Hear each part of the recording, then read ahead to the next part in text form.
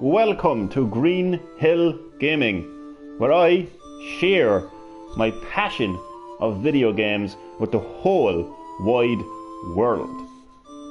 In this live stream, I want to pay tribute to the late, great Satoru Iwata, the former president of Nintendo. So I wrote out this tribute to Satoru Iwata. I posted it to Facebook, and I wanted to do a live stream about it. So I'm going to read that tribute out. So sit back, relax, and more importantly, enjoy the live stream. Satoru Iwata. I miss this man so much, to be honest. He brought the entire world together through video games. Whether it is an adult hardcore gamer defeating the final boss in Twilight Princess on Wii, a child playing their very first Super Mario game, or a grandmother casually training their brain on DS, everybody can join in on the fun, no matter their age or skill level. This man never applied an age limit, skill level to the word fun. He may be gone, but his legacy lives on. He continues to bring people of all ages and skill levels together to have fun with video games. So that was the tribute that I wrote for the late great Satoru Iwata. I posted that to Facebook, and I wanted to make a live stream about it. Actually, I'm going to leave a link to a tribute video to Satoru Iwata, which was done for the Game Developer Choice Awards. So I'm going to get that video up now so I can get the link, and I will post the link to the live chat right now, and when the video gets uploaded onto YouTube, then I will be able to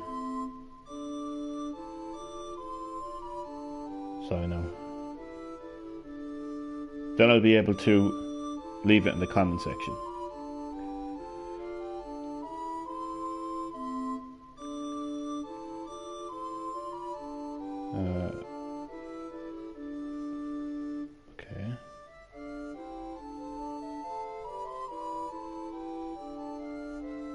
Apologies, I'm just trying to get the link to this video.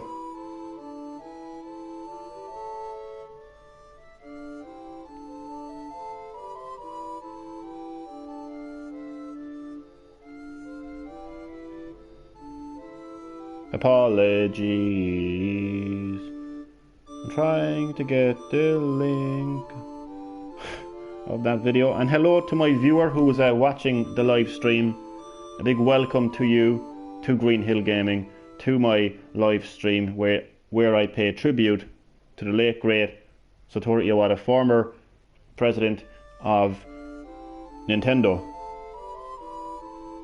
What I'm actually trying to do right now is I'm trying to get a link to a tribute video that was done by the Game Developers Choice.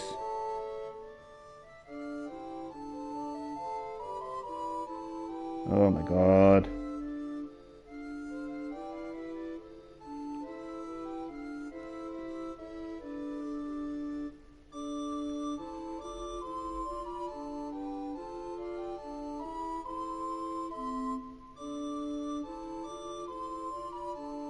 Almost there now. I just want to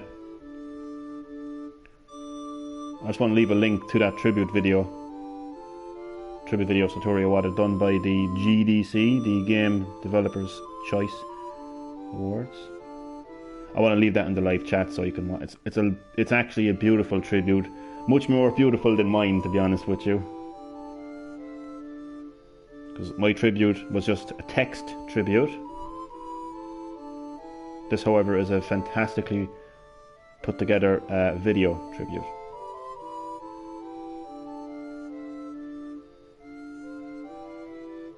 Okay, there we go. Oh, I wonder how my computer is gonna... Is my computer gonna call this out, I wonder? My computer voice. I don't think so. Okay. Sorry about that. Just wanted to get in the live chat a link to that video, so you can watch that video in your own time. It's a really lovely tribute video to Satoru Iwata. Again, that was done by the Game Developer Choice Awards. So yeah, Satoru Iwata is one of a kind. There will never be a man like Satoru Iwata working for Nintendo or any company for that matter. He truly changed the entire landscape of video games, like overnight. With the introduction to the Nintendo DS, Nintendo Wii, Nintendo 3DS, Nintendo Wii U, and more recently the Nintendo Switch. That man, Satoru Iwata, alongside his company Nintendo, changed what a video game console is, what it can do.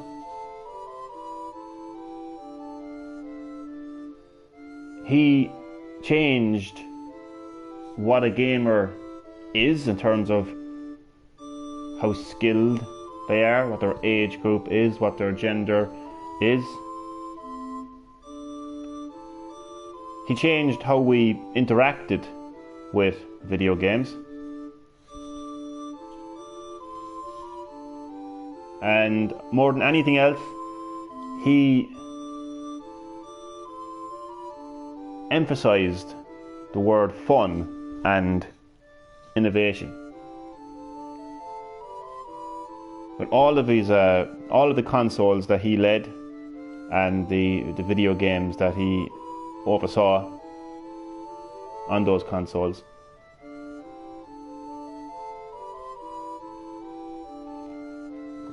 so I'm just drinking a cup of tea at the same time. He truly brought an entire world together through video games with the goal of everyone having fun, no matter how old you were. Age, didn't come into it. Skill level didn't come into it. Your gender didn't come into it. Anybody could pick up a Wii remote and play Wii Sports. Anybody could hold a DS in their hand and train their brain. And more recently, anybody can play 1-2 Switch on Nintendo Switch. Probably one of the most innovative casual games that Nintendo have ever released. Casual party game, I would say. So I gotta pay tribute to this man, because there will never be a man like him, and I really miss him, especially in times like this with the whole coronavirus pandemic. Everyone is scared, they're upset, they're panicking, they're worrying, and they say that we should self-isolate ourselves, they say that we should stay inside. So I just think that in times like this, the legacy of Satoru Iwata has never felt so strong. What a way to spend a very dull, boring day inside and by playing some fun video games. And I also want to point out, this isn't just about Nintendo here. This isn't just... I am paying tribute to Satoru Iwata, who was the former president of Nintendo, but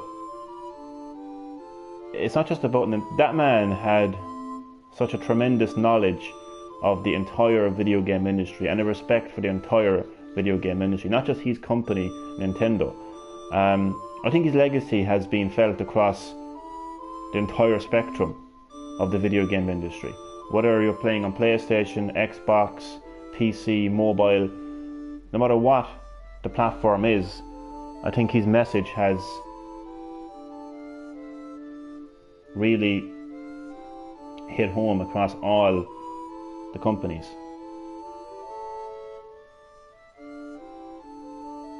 So what a great way to spend, again, a day stuck in home than by playing a video game with your family, with your friends, regardless of their age, regardless of how skilled of a gamer they are.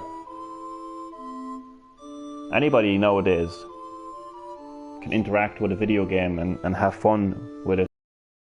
And I really have to tribute Satoru Iwata to that, for creating that kind of a world. There used to be a time where video games were played by a select type of people. It was not something that everyone did. It wasn't as mainstream as it is now. I mean, look at Fortnite. Look at how mainstream of a game Fortnite actually is. Everyone is playing Fortnite, no matter who you are.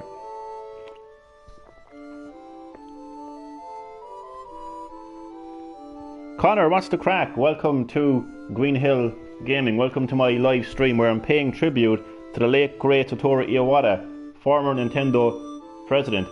I'm just talking about the legacy that he has left behind on the gaming industry. Just talking about how everyone is playing video games nowadays, regardless of how old we are, our gender, our skill level. And there's so many different types of games now that appeal to everyone. So what's the crack with you, Connor? Making an awesome video.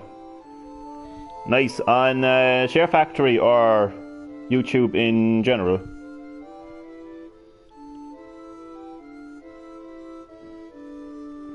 So I'm just drinking a cup of tea at the same time. Nothing better than drinking a cup of tea and doing a live stream at the same time. Multitasking. So I was just bored browsing through YouTube, and I came across that tribute video to Satoru Iwata from the Game Developer Choice Awards, and such a nice tribute to Satoru Iwata, and it reminded me of that man. I miss him so much. Like, he just, what a man he was, what a man he still is, because his legacy still lives on. I mean, to bring an entire world together through video games with a simple message of having fun, it's something to really pay a tribute to. And we all know this man's work, no matter who we are, whether we love Nintendo, whether we hate Nintendo, whether we're a gamer or not. We all know Satoru Iwata's work. From the Nintendo DS to the Nintendo Wii to the Nintendo Wii U to the Nintendo 3DS, I think it's got 3DS twice, to the more recent Nintendo Switch. This man has led all of those consoles, and those consoles, those gaming systems, have changed the entire landscape of the video game industry forever. I've always credited, actually, Satoru Iwata and the Nintendo DS to the success of the to Apple's iPhones and iPads. I do, and I'll tell you why. Because first of all, if you actually look at the dates of when the DS launched and when the iPhone launched, you'll actually find that the DS launched before the Apple iPhone. I really think that Nintendo and Satoru Iwata, because again, Satoru Iwata was president of Nintendo through these gaming systems. The Nintendo DS introduced touchscreen entertainment to the entire world.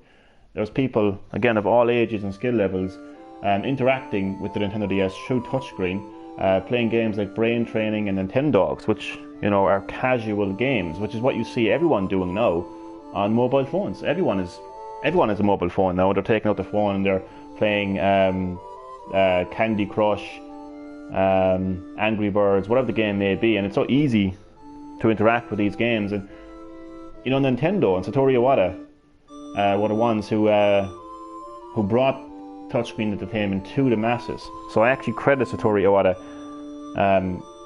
to that. You could also say the same thing about motion controls in terms of mainstream motion controls. Anyway, I would credit Satoru Iwata and Nintendo with that, with the introduction to the Nintendo Wii. You had grannies, holding a Wii remote in their hand, playing bowling, delighted with themselves.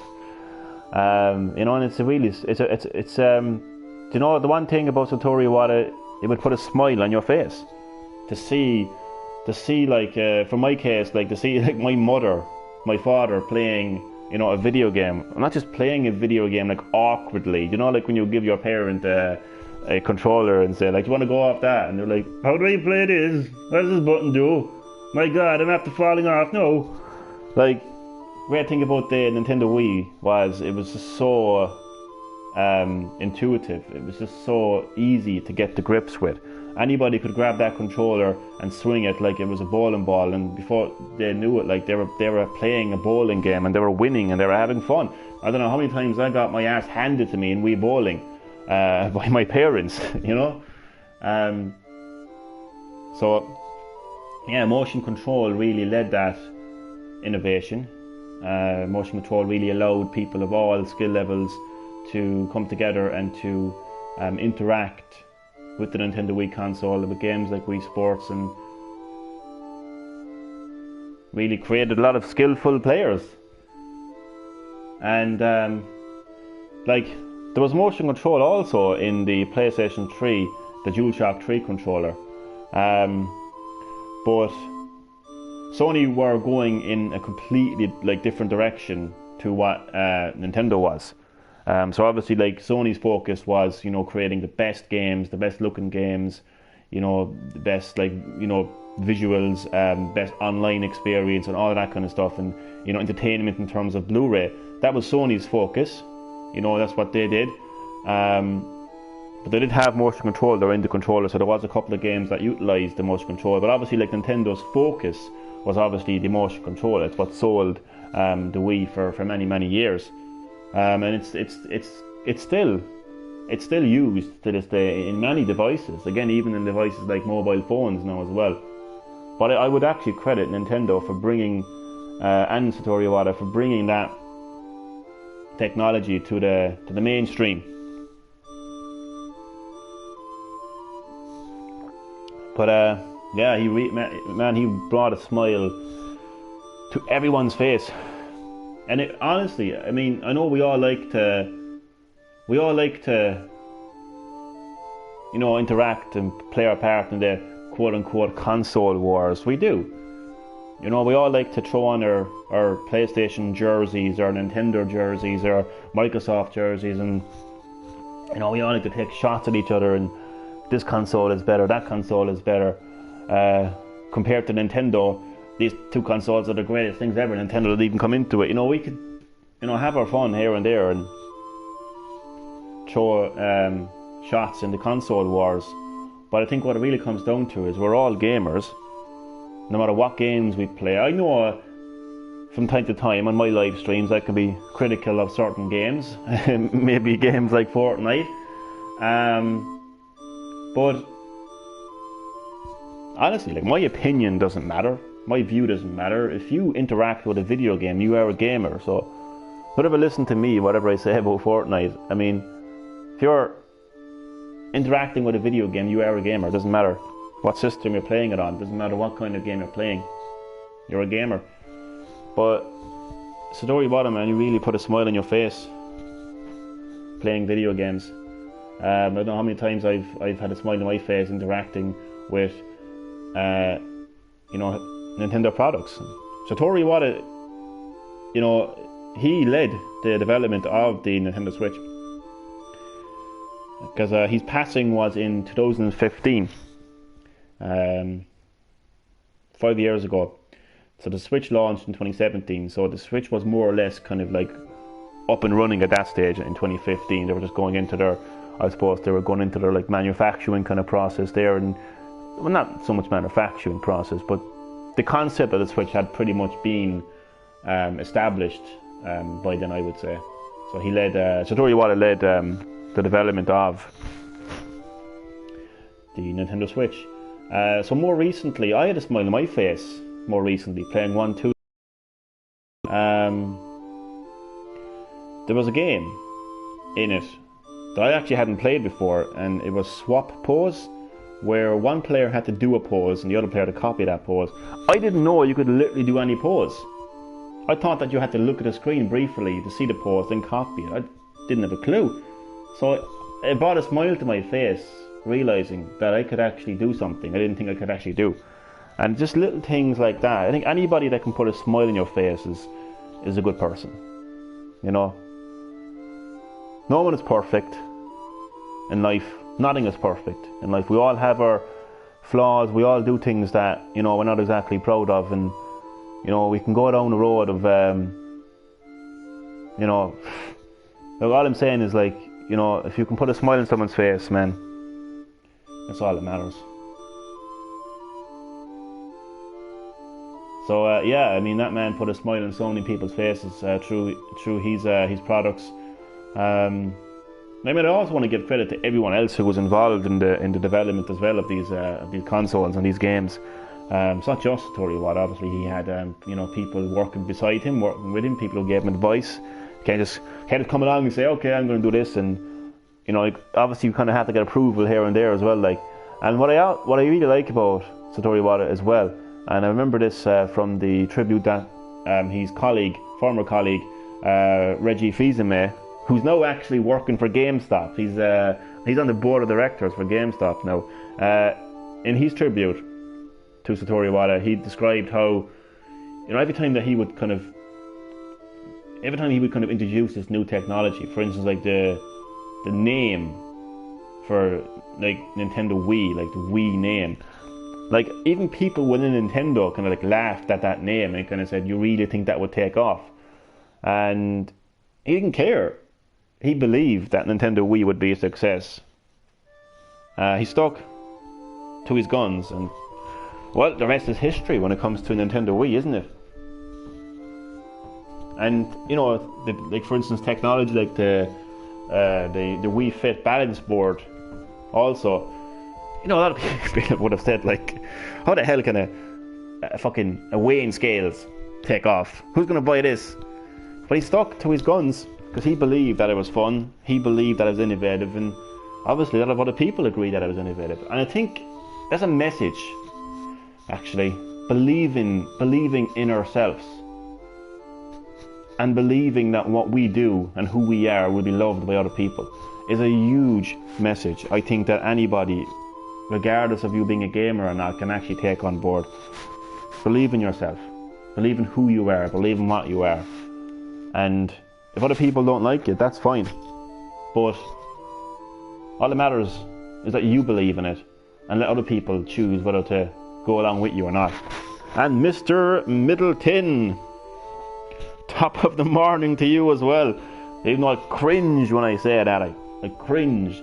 I'm not a fake Irish YouTuber like certain people with certain infectious eyes. I might say from time to time what's the crack, but that's about as Irish as I'm gonna get in my live streams. Unless I say Connistatatu! For fuck's sake. Nonetheless, Chad, welcome to... By the way, Connistatatu means how are you in Irish, Chad, just to let you know. Welcome to Green-HillGaming. Don't forget the green hair. Oh, for St. Patrick's Day.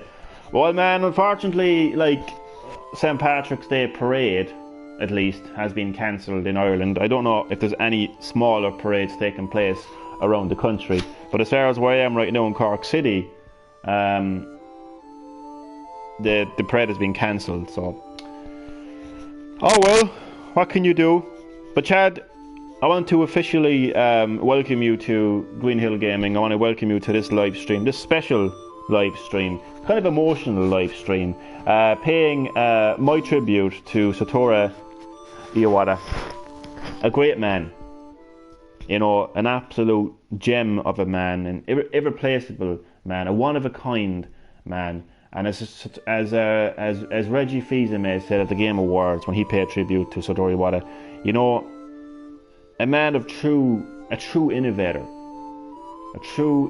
that you can just see the changes he has made to the world. I mean, who doesn't want to make a change to the world? Who doesn't want to do something that makes a significant change to the world, you know? And Satoru Iwata did that. as I said at the start of the live stream, like he singly, actually, do you know what, Chad? As you're in the live stream right now, I don't know if me buddy Connor is in the live stream right now. I know he's making a not a live stream, he's making an awesome video. So I look forward to that. Stay tuned for that. I'm now going to leave the live stream momentarily, and I'm aware that my computer voice is gone quiet in this live stream again, so my apologies. I won't be able to hear or see your comments momentarily because I want to go to the tribute that I wrote out, that I posted to Facebook. So I'm basically quoting my tribute that I already wrote, because my memory is like a sieve, and I know that I would forget the tribute if I didn't read it out on Facebook. But I don't want it to sound generic. You know, I want to mean what I say, and trust me, I mean what I say here. So this is my tribute. I miss this man so much, to be honest. He brought the entire world together through video games. Whether it is an adult, hardcore gamer defeating the final boss in Twilight Princess on Wii, a child playing their very first Super Mario game, or a grandmother casually training their brain on DS, everybody can join in on the fun, no matter their age or skill level. This man never applied an age limit or skill level to the word fun. He may be gone, but his legacy lives on. He continues to bring people of all ages and skill levels together to have fun with video games. And I've also left a tribute video to Satoru Iwata that was done by the Game Developers Choice Awards that you can check out in the live chat above you, Chad. And I will now return to my live stream, my live chat. So that was the tribute that I wrote. But I mean, I don't want to just say it and just let it go. I mean, I want to kind of tell you, I want to go a bit deeper. Explain why this man is amazing. Explain why I miss this man. Explain how he brought these people together of all different ages. So I suppose I just kind of go a bit in depth into this man's history that I'm aware of. So from a very young age, he always wanted to make people happy. At a young age, he even messed around with a calculator, the technology involved in that. He always hung around computers, so he got into computer coding very early. Okay, I don't know this man's entire history, so I feel put on the spot here now. But I know eventually he got a job at HAL Laboratory and he helped them finish Earthbound, I believe. He helped out with Kirby as well. And as time went on in the company, he would become president of Nintendo. And it's that period, that time period that I want to focus on more, because it is that time where his legacy was born, and his legacy will be eternal. It's a flame that will never be extinguished. But that flame was lit when Satoru Iwata became president of Nintendo. So it's kind of interesting, really. So I don't know if he led the GameCube or not. That I do not know. Chat, if you know that, please let me know in the live chat. Did Satoru Iwata lead development of the GameCube? I am not too sure. But I definitely know that he led the development of the Nintendo DS, Wii, 3DS, Wii U, and Nintendo Switch. So it is those platforms, those gaming systems that I want to focus on, and the effect that those platforms had on the rest of the world, and how it single-handedly, how they all brought the world together through video games with the goal of having fun, and how the walls of age and gender and skill level were broken down, allowing the entire world to come together and have fun with video games. So starting with the Nintendo DS. the successor to the Game Boy family of handheld gaming systems. The DS introduced a totally brand new way of interacting with a video game, controlling the video games, and that was touch screen. And games like Brain Training and Nintendogs led that new technology. I'm not sure, I think him and Reggie came in the Wii and DS era. I think you're right there. Chad, did you make a new channel, by the way?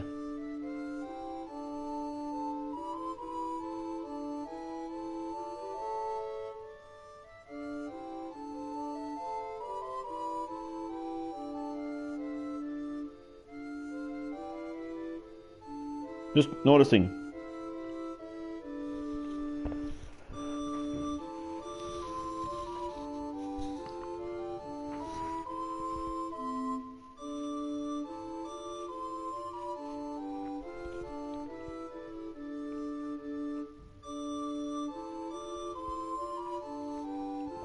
As I wait for Chad to respond.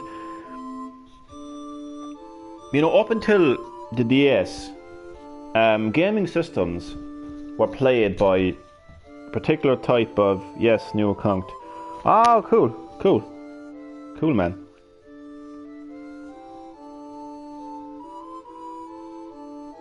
Coolaboola. Up until Nintendo DS, you know, gamers were a specific type of people. They were a specific age. They really played very skilled video games, and the process of video gaming was a skilled experience, and it was all about button inputs. And as you know, technology improved over the years, the amount of buttons on the systems increased, therefore the amount of button input increased also.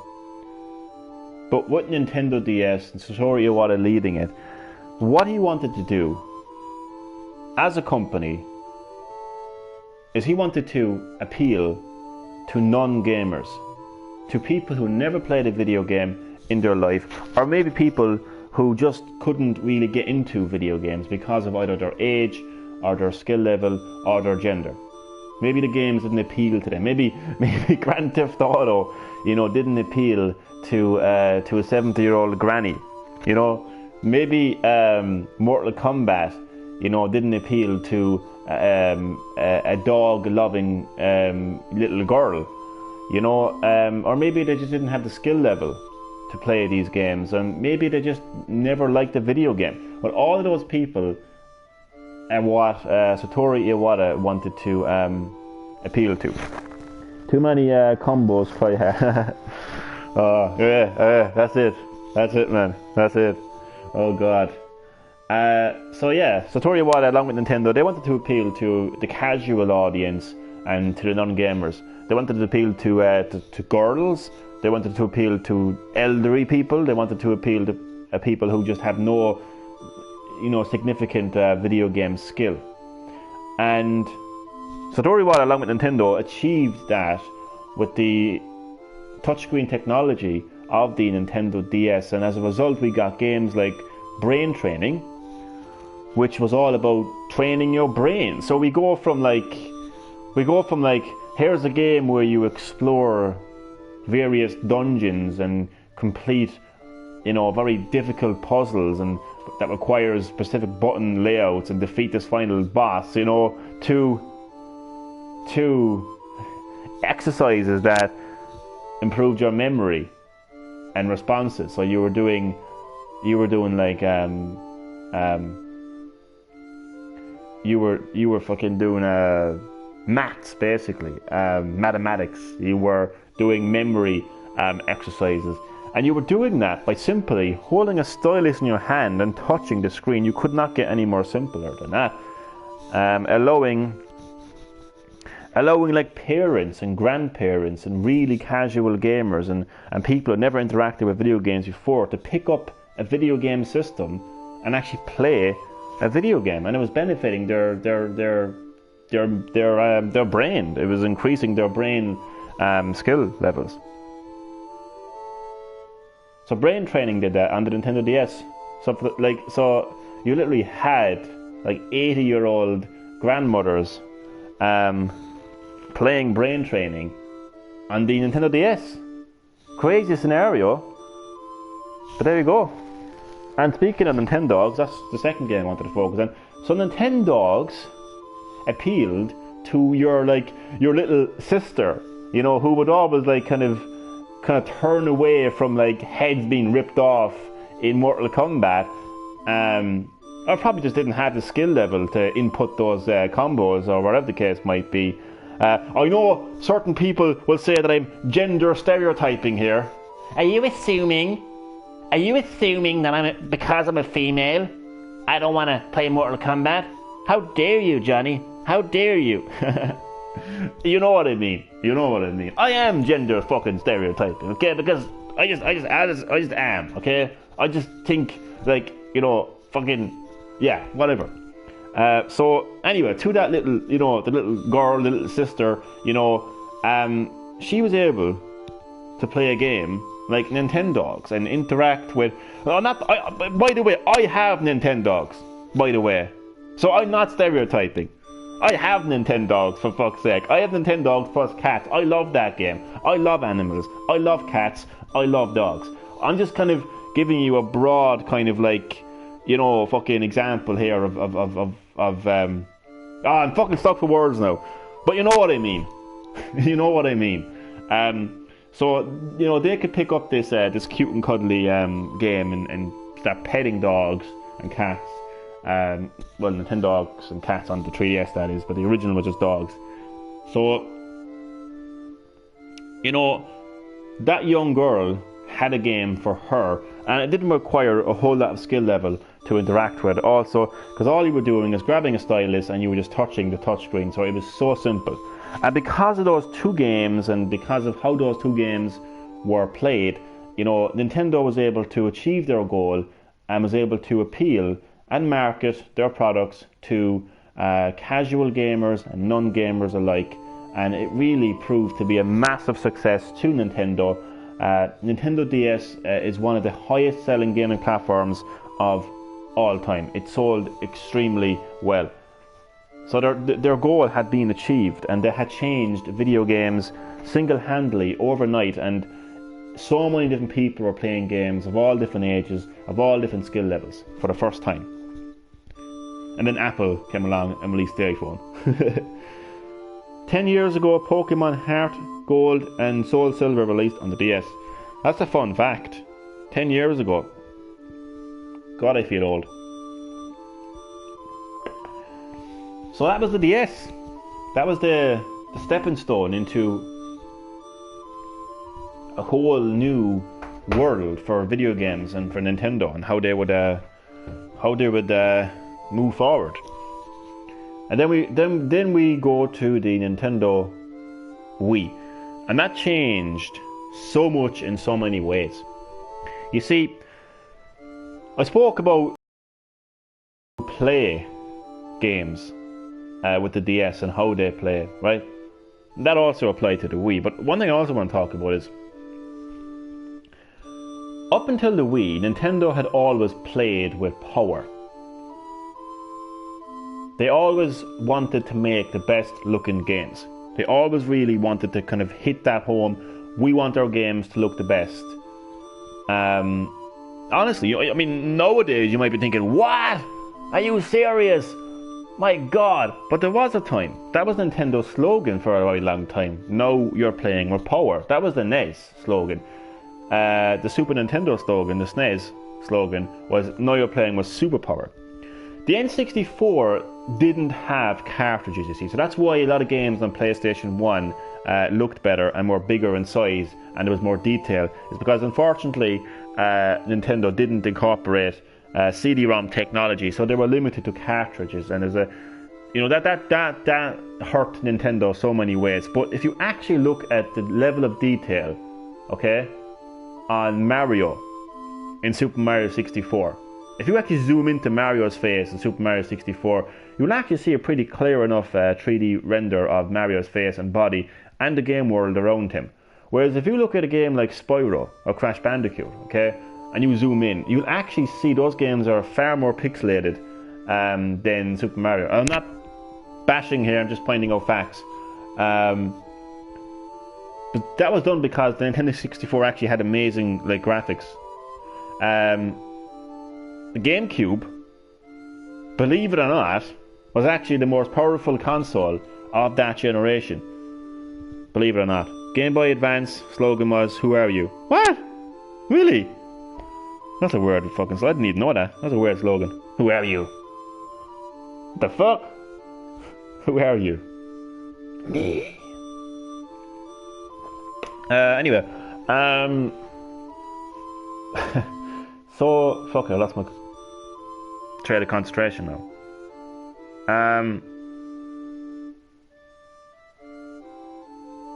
Oh god, I'm gone.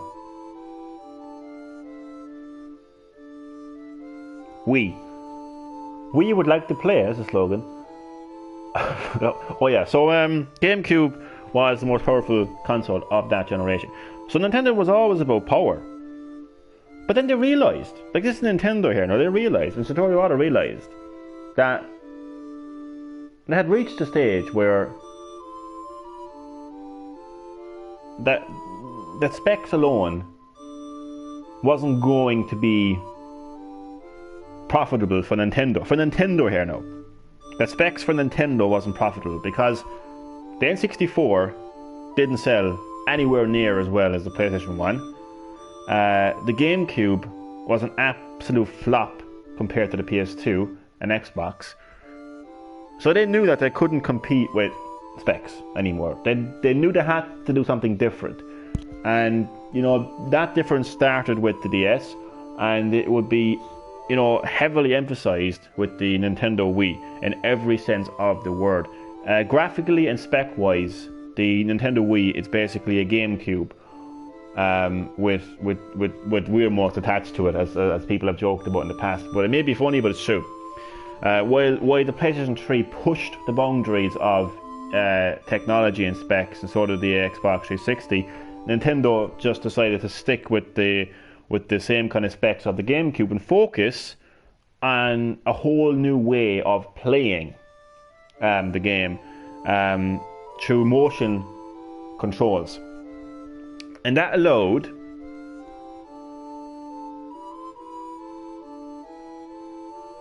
anybody, a bit like the DS, anybody, controller gear is making an Animal Crossing skin. Hopefully it comes to Walmart. Very nice, chat. I'm going to get my hands on the case for the Nintendo Switch case for Animal Crossing. And if anybody wants to accidentally break my Nintendo Switch, it'll also give me an excuse to buy the Nintendo Switch Animal Crossing as well. So, you know, if you just want to if you want to just kind of oh, I've tripped over and kicked your Switch with versus force and it broke in half, Johnny. I'm so sorry. I'd be like, no, you're fine. You're fine. Well, I have to buy a new Switch now. I better buy an Animal Crossing Switch. Yeah.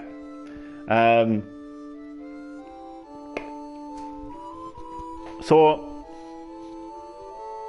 the Wii is similar to the DS in terms of who it appealed to, and intuitive technology and intuitive controls. Anybody could pick up that Wii remote and swing it, no matter who you are, what you are, no matter your age, your gender, your skill level. And that led to the success of the Switch, because, you know, Wii Bowling, I keep saying Wii Bowling because that's the only fucking game that I like to play. Oh god. I fucking more or less unofficially renamed Wii Sports to Wii Bowling because it's just fuck's it. Oh god. Yeah, so the technology allowed anybody, elderly people, very young people, casual gamers, to come together. But you know what though? What I want to say is, it's not just elderly people. It's not just casual people. it's not just like unskilled gamers who interacted with Wii Sports. And this is the message that I wanted to kind of emphasize about Iwata, is how he brought an entire world together through video games, everyone together. So the great thing is, as I said in my tribute, is you could have, you know, this adult hardcore gamer who, you know, who defeated the final boss in Twilight Princess, come together with, you know, their elderly relative who never played a video game in their life, who has no significant skill level with video games, and play a game like Wii Sports together on Wii. And that's what the Wii allowed. You know, it's a shame that Nintendo's message of let's have fun just didn't... It took off very well. Sorry, I just shouted that out there a bit too loud. It took off! It took off from the sense of business and from the sense of profit. But like, I mean, let's make no bones about it. Let's not kid ourselves. If you were the person who had a Wii and somebody else had a PS3, I mean, you were the butt of every joke. You know, unfortunately, like, they just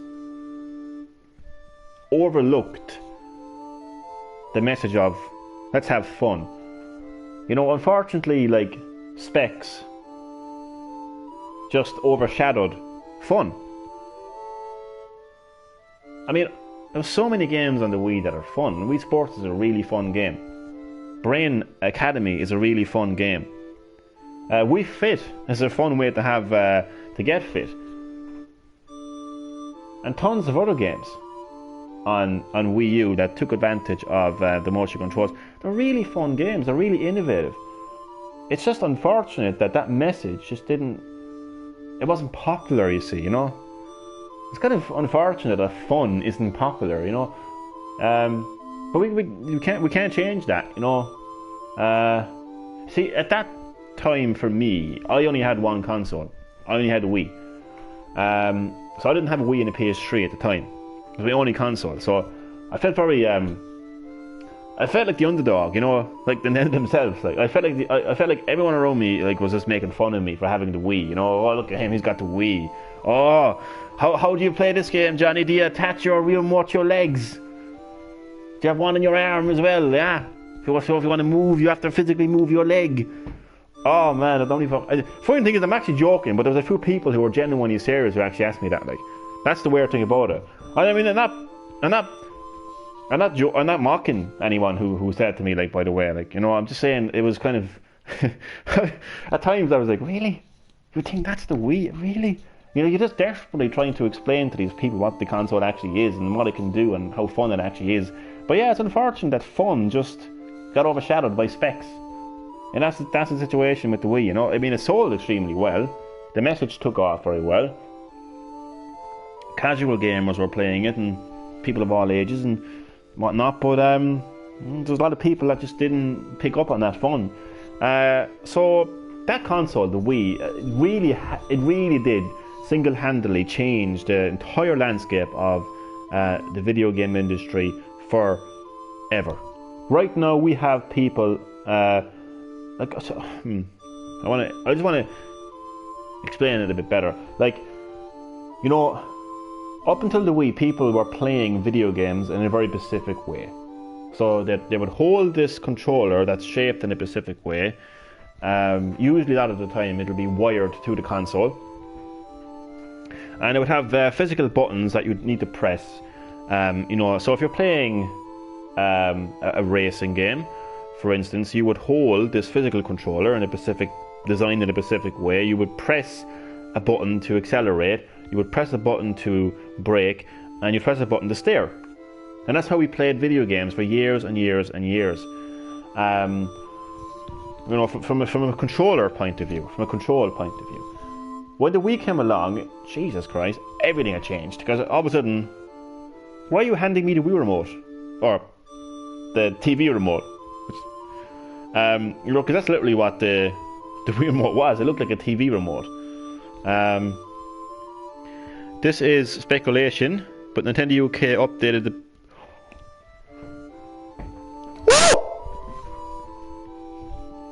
No, I didn't just penetrate myself. Chad, don't do this to me. Don't do this to me, Chad. I'm aimlessly walking around my couch right now like an insane person.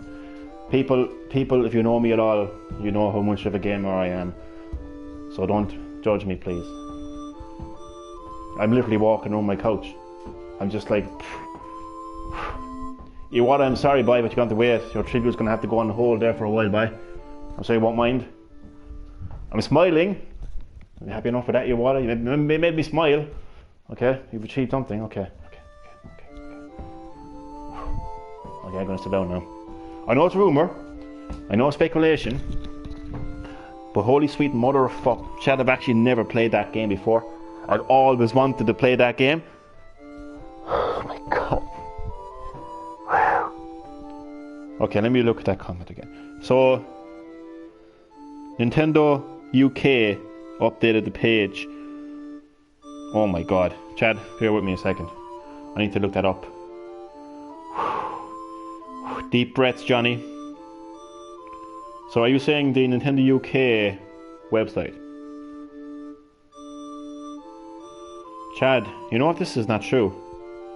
You know I may have to hop on a plane to America and, like Liam Neeson, I will find you and I will kill you. Just to give it a... No pressure, Chad, you know. Oh my god. Okay, you did say Nintendo UK, didn't you? But maybe they've taken it down now. Cookies. Yeah, you can have my cookies. I don't mind, Nintendo. Sorry, no, it's asking me to sign in. Oh, sorry, no. Oh, I know, man, I forgot my, oh, shit. I forgot my password.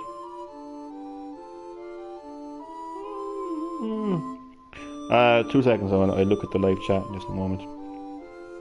This may take some time. Oh, there's me. Okay, that is me, isn't it? That's my account, because I have like a few different accounts, so... Yeah, that's me. You said Metal Gear Solid, didn't you? Okay. Metal Gear Solid Twin Snakes.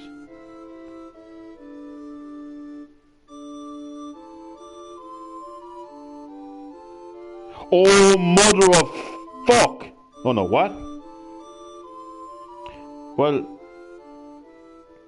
when you say updated, Chad, what do you mean? Because sorry, I over.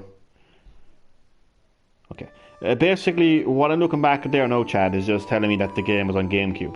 That's not new. They'll have games that are listed from, like for instance, I'm looking back at Metal Gear Solid Ghost Babel, which I didn't even know was a thing. It's saying Game Boy Color, released on the 21st of May 2000. Chad. Okay, I know that you warned me that it was speculation, fair enough, I know that, but let me just have a look. I'll Google it. Because on the Nintendo UK website, it's just mentioning, all it's mentioning is the GameCube version. I am actually... Satoru Iwata, oh no, all joking aside now, the tribute is on pause for a moment. Metal Gear Solid the Twin Snakes. Chad, where are you getting this from? Chad, I need sources, Chad. There's nothing here. I put in Metal Gear Solid Twin Snakes on news and it's given me an article from Metro 3 weeks ago, and all it's saying is why Konami still needs to remake Metal Gear Solid Reader's feature. There's nothing here, Chad. There's nothing here.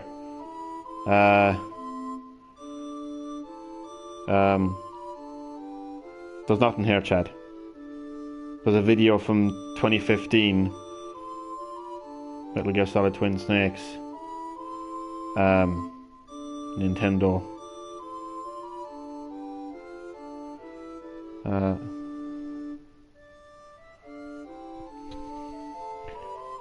Weekend Hot Topic. Chad, where are you getting your sources from, Chad? I know you said speculation, like, but where's the actual, where's the source? The Nintendo Switch, Reddit. Ah, fuck off with your. Sorry, Chad. Sorry, Chad. I can go into Reddit and I can claim to be Santa Claus. Sit on my lap. I'll give you a present. Ho ho ho! For fuck's sake, like. Chad, I'm sorry, no, I'm not angry with you. I'm just angry with the fucking Reddit. Reddit. Jesus Christ, yeah. That's bullshit, like, okay, back to Iwata.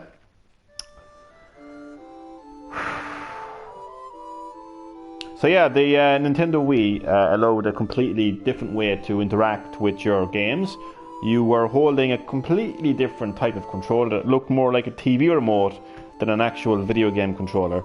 And instead of pressing buttons, physical buttons, you were actually using motion control. So in that racing game, you were basically holding your Wii remote sideways and you were actually physically steering left and right to steer your vehicle. And it was just a completely innovative way to experience your games. And like the touchscreen controls on the DS, the motion controls on the Wii allowed people who just wouldn't have been that skilled of a gamer to interact with the games. So you had a completely different way of playing games, and the games themselves were different as well, because you know you have all different kind of genres. You have beat 'em ups, you have racers, you have RPGs, you have shooters, etc., etc., etc. Different types of games, but never had there been a game where you were getting fit, or you know, what else can I say? There was a lot of different types of games, but particularly Wii Fit, you know, just completely different types of games and different types of people playing those games. I mean, it's so funny to see, like, you know, your parents or grandparents, you know, getting really hyped for like, you know, getting a strike in Wii Fit in bowling. So the Wii really kind of broke that wall down, like, you know, in terms of like your age and your gender and your skill level. I'm sorry, Chad, I'm not pissed off with you. I just don't like rumors to that extent, to that fucking Reddit extent anyway, at least. I mean, it's bad enough that it's been 6 months without a fucking Nintendo Direct, but I don't need this fucking shit, like. Anyone can go onto Reddit. Why are people so gullible? I'm gonna create a fucking Reddit account. I am. And I'm gonna call myself God. And my first post is, I declare as God that the Nintendo Switch Pro XL is releasing in 10 minutes time. You know? And see how fucking gullible people would be. Oh, I fucking hate it. I hate that now. I was expecting something a bit more fucking... Come on, Chad, where are you? Yeah. What's the story with... Like, what's the story? What's happening with it? Is there... Can you send me a link or something? Where are you getting this from? Did he put up something about it? I mean, I need to look this up myself. I'll be back in a second. You said Reddit, yeah? Okay. So, what if I just... I'm so angry. How am I going to find it? So Reddit is a big website. Like, how the fuck am I going to... I'm just going to type in Metal Gear Solid Twin Snakes. Nintendo. Reddit. Fucking Reddit, like. Okay, I think I have it here now. Metal Gear Solid Twin Snakes possibly on the Switch. On the 15th of March. What?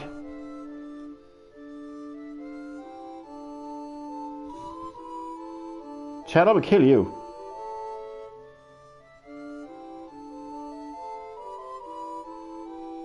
Chad. Do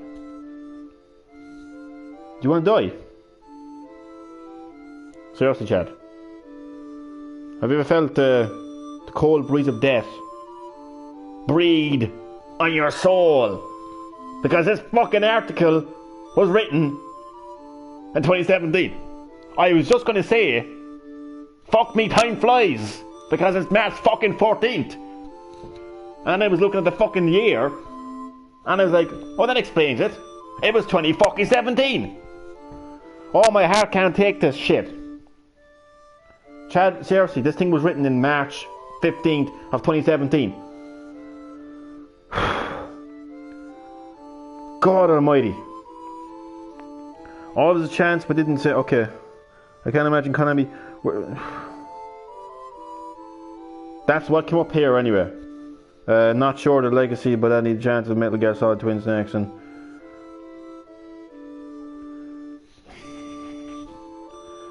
I'm looking at the thing here now. It was 2017, for fuck's sake. Mock-up of Metal Gear Solid the Twin Snakes for Nintendo Switch. Oh, Jesus Christ. Yeah, March 15, 2017. I saw the day. Chad, you taking the piss, man, or something? Are you actually Chad?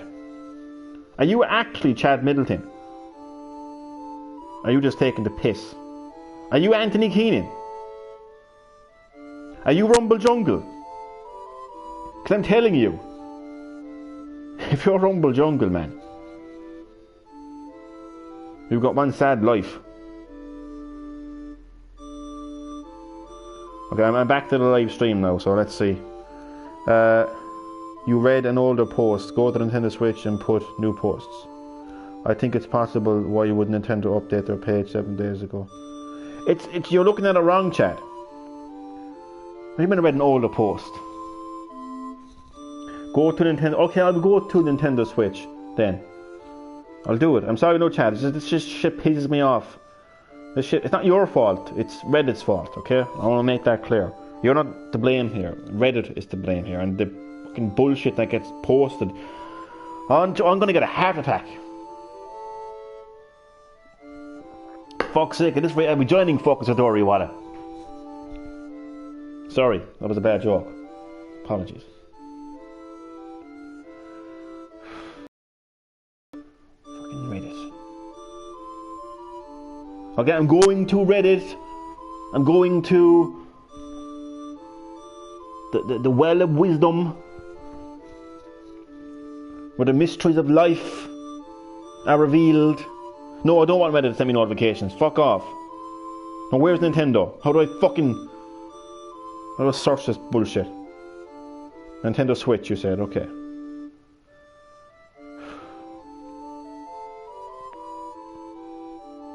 Which is which, like?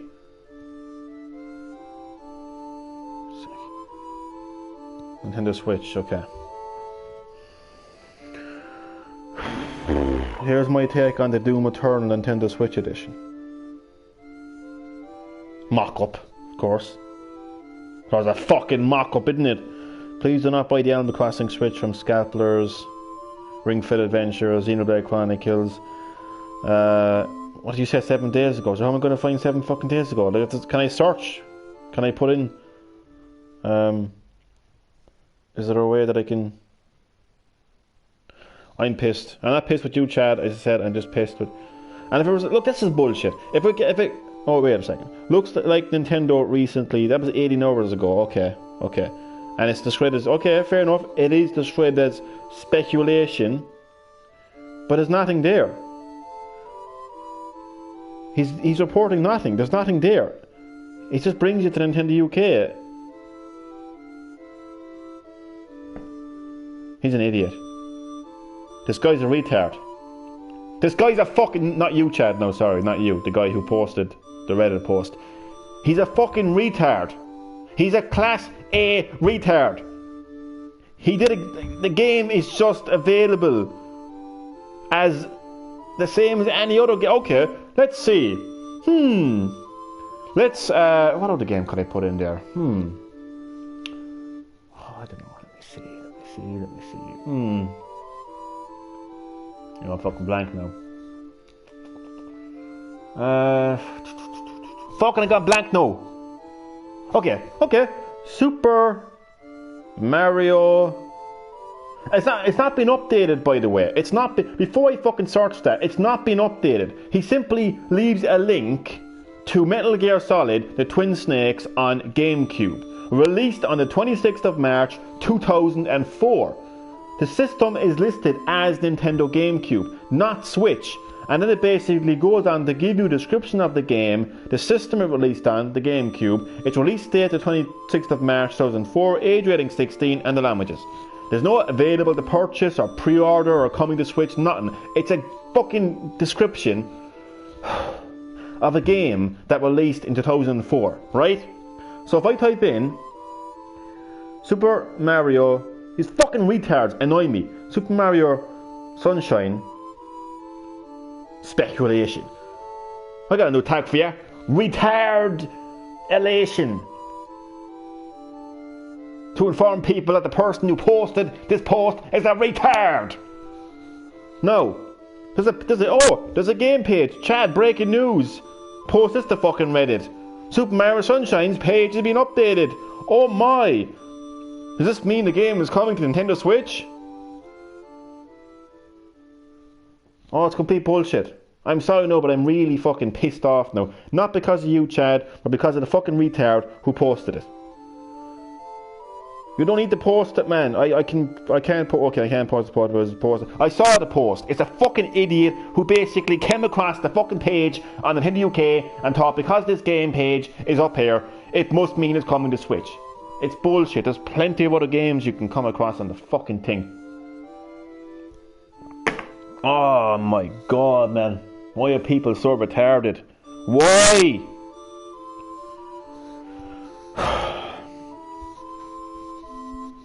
So that's mystery solved, Chad. Mystery solved. Clearly, somebody who is a retard was on Nintendo UK's website, somehow came across the page for Metal Gear Solid: The Twin Snakes on Nintendo GameCube and presumed this must mean the game is coming to Switch. I gotta post this to Reddit.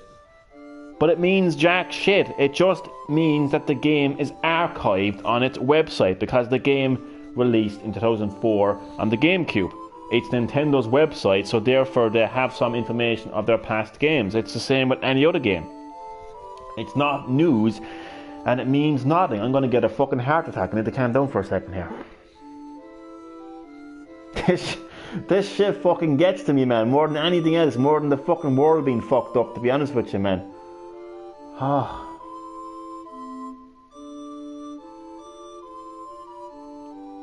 Chad, I literally thought there for a second that Metal Gear Solid: The Twin Snakes was going to get announced for Switch and I could finally play that remake that I never played before. But then I just realised that the person is a fucking retard. Thanks for that, Chad. No, not your fault. Not your fault. Not your fault, Chad. Not your fault. It's not your fault, man. It's not your fault. Don't worry about it, man. Don't worry about it. It's fine. It's cool. It's cool. Even though I wanted to fucking play the game. Not your fault. Just for your own sake, Chad, maybe just stay away from Reddit. Completely stay away from it. If you want, there's a source that I always, not a source, but when I'm looking for Nintendo Switch news, I go to a website called My Nintendo News. And anything that's worth noting, anything that's worthwhile will appear on that website. Just try to stay away from that website in future. So I want to, just the whole tribute now, it's kind of, I pressed the reset button on that for a second now. So basically, I'm paying my tribute to the late great Satoru Iwata, former president of Nintendo, talking about how he brought the entire world together through video games with the goal of everyone having fun. So you had adult hardcore gamers defeating the final boss in Twilight Princess on Wii. You had a child playing their very first Super Mario game. You had a casual grandmother playing Brain Training on DS. And all of them came together I had fun playing video games, and all of that is credited to the late great Satoru Iwata. He did that with video game systems like the DS, the Wii U, the 3DS, and the more recent Nintendo Switch, and he achieved it, and it was allowed to happen through technology, innovative technology like touchscreen controls, motion controls, also glasses-free 3D, which I didn't kind of get to yet. Haven't gotten beyond the Wii yet. Glasses-free 3D, bringing mainstream 3D technology, you know, to the masses. I'll be going to fucking mass shortly. In my own funeral. So I'm gonna die with stress. Sorry. Imagine I actually died. Imagine someone dying while giving a tribute to someone who died. I'm scared now. I don't want to die. I'm too young to die.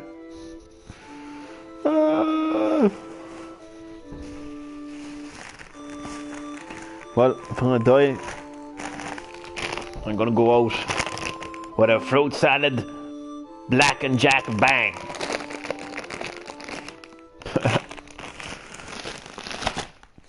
Oh fuck. But okay, so yeah, back to the tribute. So yeah, so the technology of the DS, the touchscreen controls, allowed people of all skill levels to interact with the DS because of the simplistic touchscreen controls.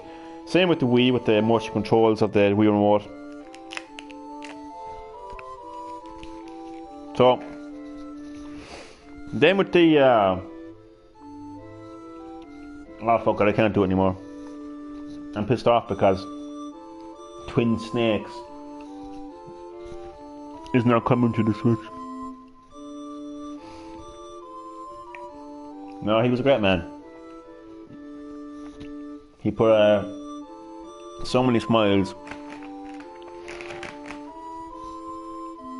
on so many people's faces. Sorry for the chewing noise. I just got a bit peckish.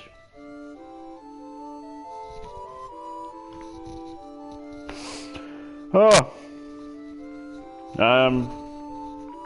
yeah, it really and truly is an outstanding legacy that man Satoru Iwata left behind on the world. If you can make, you know, a significant change to the world and the people on it, you know, then you have lived a great life. And Satoru Iwata certainly did.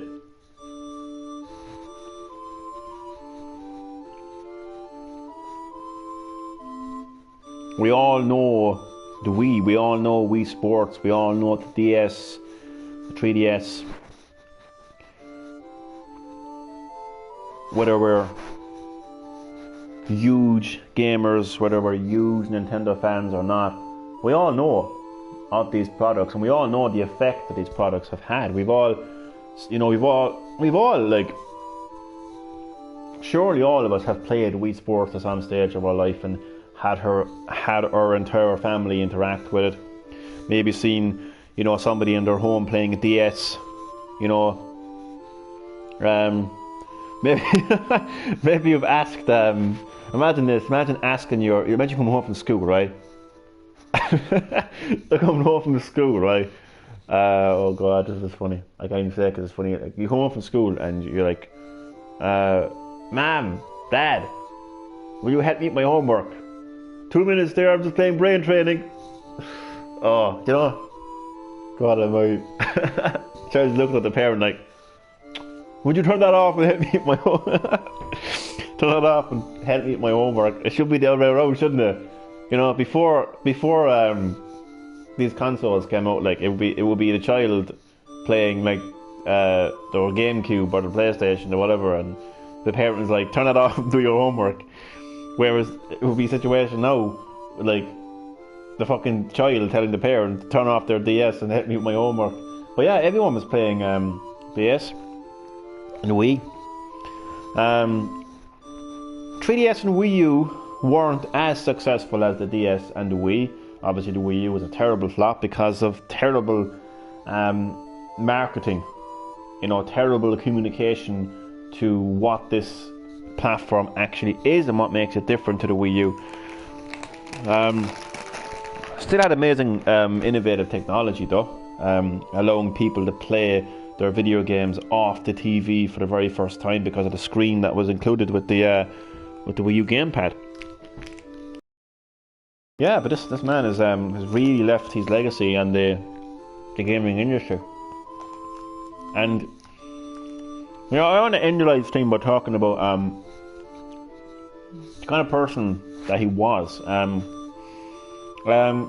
He was a businessman. He could run a business very successfully, handle all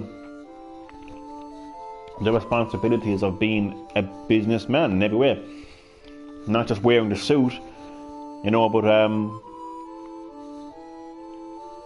everything that goes along with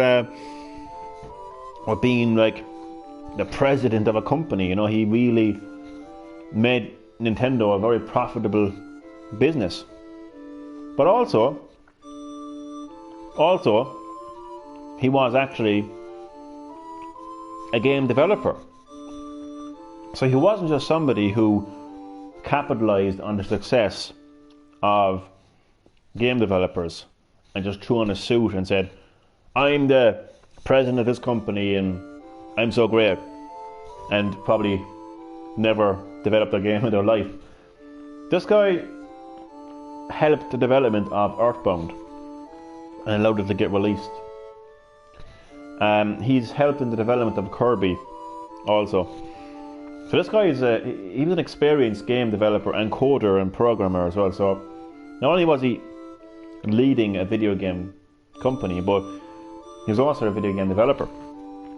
And more than anything else, and I'm sure you've probably, if you're aware of Satoru Iwata, you've probably heard this quote many times, but in his heart, more than anything else, Satoru Iwata was a gamer. And I think that is why he was such a loved person. People loved this man, including myself. I miss him so much, I really do. He was the star of Nintendo Direct. You would see him so many times, and all of us were so used to seeing his face, and he never took himself serious. The image of Satoru Iwata in a suit holding a bunch of bananas, I think sums up that very well. Don't think anything else needs to get added to that. He was fun. He emphasised the word fun. It wasn't just something that he wanted to do with his products. I think he was just a fun person in general. So he was a really lovable person. But I think the reason why he was so loved, and the reason why he was so fun, and the reason why he, I think the reason his games were so successful and his platforms were so successful is because he at heart was a gamer. Like all of us, we're gamers. We want the best games. We want to have fun playing those games, and what better way to get that by the person leading that company being an actual gamer themselves. So he was a businessman, he was a game developer, and he was a gamer. And as Reggie Fils-Aimé said, oh my God, I brought a tear to his eye, and by God, I brought a fucking tear to my eye. But at the end, he said, and he was my friend. Man, I swear to God, I'd tear up even. It's just, that's what we need. This is what we need in the world, especially in a time like today, like with the cold coronavirus. Like, hang on to the people that are close to you, people that are nice to you, and like, it's nice to be nice. It's nice to be nice, and we don't know when our time is up. We don't know when the person sitting beside us is gonna, pass away. It's gonna happen to all of us, and we'll be looking back at their legacy, we'll be looking back at their life, and we'll be paying tribute to them, and we'll miss them greatly. So it's always important to keep that in mind. And do your best for the people you love, and tell them that you love them as well. I mean, You can add in the no homo at the end of it if you want to, like, you know, if it makes you feel better, like, you know, but, like, you gotta tell the people that you love how you feel, because when they're gone, it hits you like a ton of bricks, like, you know. I know as Irish people, we're very like, oh, get away, baby, yeah, doesn't mean you love me, oh God, you're not gay. But we're all like that. It's just us as society, and it's amazing because in other countries, and like I think it's like in Italy, like they'll really kiss you on the cheek or something. I was like, and the lips, I'm sure. I don't know, man. It's like some countries have some like they really greet you, like, you know, you'd be caught off guard, like if you were over there, like, you know what I mean? But like, the fuck, get away from me! Oh God! But no, really though, it's important to tell the people that we love how we feel about them. I know it can be cringe, you know, it can be awkward, it can be uncomfortable, but you know, we do love them. You know, whether it's our family, whether it's our friends, you know, whether it's people we work with, it's anybody that's in your life that makes you happy. I think that's it, really. I don't think you need to kind of give an extensive kind of like background to like. I would just tell you to play The Witcher. I got the hug, Chad. No hugs until you get The Witcher 3. And then I slap your face. Joke. Oh God! And by the way, Chad, I'm sorry if I snapped earlier. I wasn't snapping at you. I was just angry at Reddit and the post itself and the person who posted it. Like, I don't think you posted it, like, you know. So I want to say, Chad, there, my apologies for overreacting, for getting really passionate there. But as you know, I share my passion of video games with the world around me. So apologies for you being in the crossfire of my rage there, Chad. Didn't mean to get so angry, but it's just I never had the opportunity to play that game, and I really wanted that to be true. And once I realised that it was a stupid Reddit post that was completely exaggerated, I just snapped. So my apologies about that. I wasn't angry with you, just the Reddit themselves. But yeah, fucking like.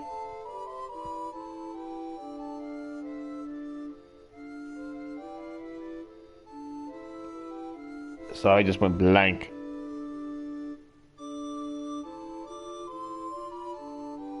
Sorry. Right, so I think I've said all I needed to say for Satoru Iwata, the great man that he is. He was a gamer, he was a businessman, and he was a game developer. So I think those three things have really defined him. And it allowed him to be the leader of a great game company that made great games. Because if you think of it, because he was a good businessman, a good game developer, and a gamer himself, that allowed him to lead a video game company that made great games. So he was able to lead Nintendo because he was a good businessman. The company was able to make great games because he had the knowledge of how to develop games. And you know, great games were made because he was a gamer. We are suffering from the Nintendo Direct. Well, I'm telling you, man, fucking that's exactly what it is, man. We're suffering, man.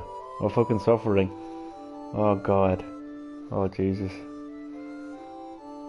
6 months without the Direct. But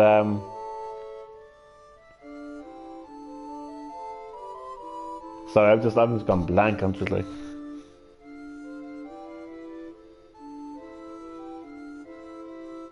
Oh man.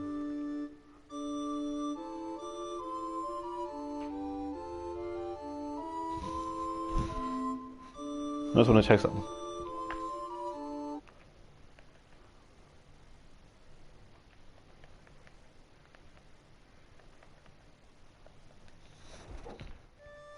Right. Yeah. So what more can I say about Satoru Iwata? His legacy. He may be gone from this physical world, but his legacy continues to live and continues to be felt across the world. And as I said at the start of the stream as well, like, this isn't just about Nintendo as such, you know. Like, you can have fun playing video games with everyone on any console. It doesn't have to be Nintendo consoles. You can have fun playing on PlayStation, on Xbox, on PC, on mobile, and because of the changing landscape of the industry now, you can play those games with anybody, and in so many different ways.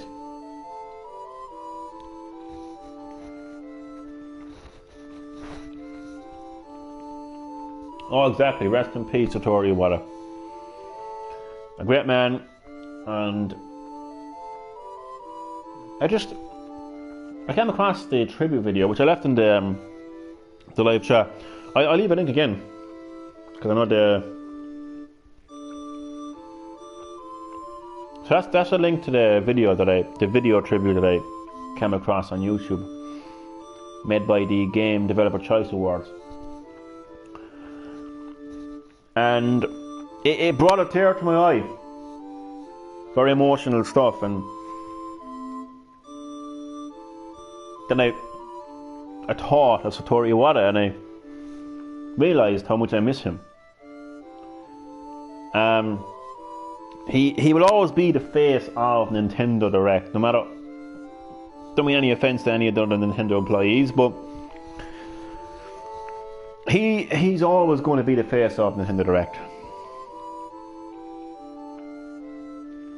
You know, I've seen the man's face so much, and I've heard his voice so much, and I've seen him announce the Wii U live. I've seen him announce the 3DS live. I've seen him develop so many updates, like through Nintendo Direct, and now he's gone. And it's been 5 years, and it's just still like, it's like, you know, it's like we all knew him, you know. We mightn't have seen him face to face in physical terms, but yeah. So the whole world like felt a true sense of loss when that man passed away.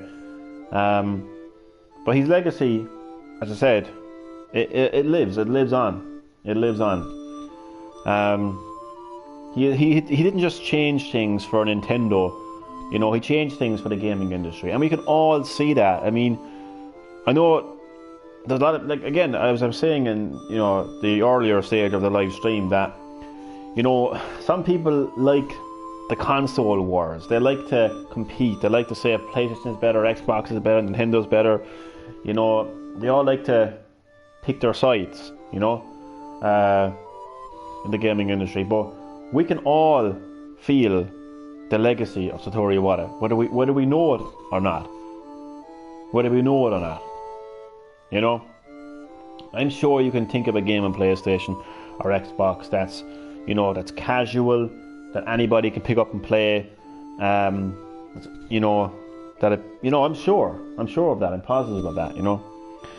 So it is, again, it's not just Nintendo. I don't want to make this like, I know it's a tribute to the former president of Nintendo, but I don't want to make it just about Nintendo. It's about his legacy that he left behind on the entire video game industry. I think the biggest effect that his legacy has had on the gaming industry outside of Nintendo, and I spoke about this, it's got to be Apple. It's got to be Apple. 100%. The touchscreen success of the DS, 100%, is what led Apple to, you know, to release the iPhone and the iPad with their touchscreen entertainment. So basically what I'm saying there is Nintendo are single-handedly responsible for the mainstream success of touchscreen entertainment. So I'm keeping it very specific. You know, some people will come out there and they'll say, well, I'll have you know, Johnny, that Apple actually had touchscreen technology for many, many years. I'm not saying that. I'm saying that Nintendo were the ones who made touchscreen entertainment mainstream. When I say entertainment, I mean something fun. You know, to use touchscreen technology in a fun way and in a mainstream way. And I don't think anybody can argue that Nintendo did that, and especially if you look at the release dates of the Nintendo DS compared to the release date of the Apple iPhone and iPad. The Nintendo DS released before Apple's products. So I think that's where you can see the biggest effect. And if you look at games now, like smartphone games now, I mean, that's pretty much an evolution of the people, the casual gamers who played like Brain Training on DS are now playing like, you know, Candy Crush and other games on smartphones. But what's interesting is how successful Brain Training on Switch actually did. I didn't think that Brain Training on Switch would actually be a success as a result of the casual gamers kind of like migrating from DS onto smartphones, but Brain Training for Switch has actually proven to be a massive success. It's weird, man. No matter what game gets put on Switch, it just seems to be a success. It's weird. You can put anything onto it. It doesn't matter what it is. You can put anything onto it and it'll be a success. Weird. I think the Switch has gotten the blessing of Iwata. That's what it is. Iwata has blessed the Switch. That's why it's a success. So yeah, I think that's where you will see the biggest effect of Iwata's legacy is on Apple as a product, as a company, sorry, going forward. And then you would see it also in the around the life cycle of the Nintendo Wii. It really influenced Sony when they released the PlayStation Move. I think it's pretty self-explanatory, you know. If you look at PlayStation Move and you compare it to Nintendo Wii, I think the similarities are, you know, striking.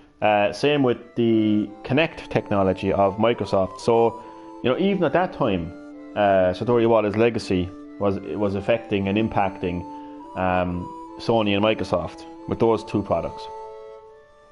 And now look at the gaming industry, and everyone is playing video games. No matter how old they are, no matter what their skill level is, no matter what their gender is, you know, everyone is picking up a game controller and playing it. It's insane. And I think Fortnite is the best example of that. I know it's kind of a strange example to give, but well, I suppose like, well, I don't know. I haven't seen any grannies playing Fortnite lately. I haven't seen any grannies playing Fortnite, but not that I'm aware of anyway. But I just think it's an example of a game that has just taken over the world. And you know, I suppose what I'm trying to say is you have girls playing it, you have boys playing it, you have adults playing it, and all different kind of skill levels are picking up on it. You might have people that are really skillful at the crafting side of Fortnite, the building side of Fortnite, and then you got someone that's not too skillful at that, but they might just kind of like survive long enough. They'll find different ways to play it. I don't know if Fortnite is a good example to give, but I gave it nonetheless anyway. But the point is, everyone is playing video games now, and it's no longer something that only a few people do. The entire world plays video games. It's hard to imagine. It really is hard to imagine. But you have to go back to the life cycle of like the GameCube, PS2, and Xbox. That was a time where not everyone was playing video games. When I say everyone, I mean there was no game like Fortnite. Like there wasn't a game on PlayStation 2 that the entire world was playing. There wasn't. I don't care. You could not even San Andreas. Not even San Andreas.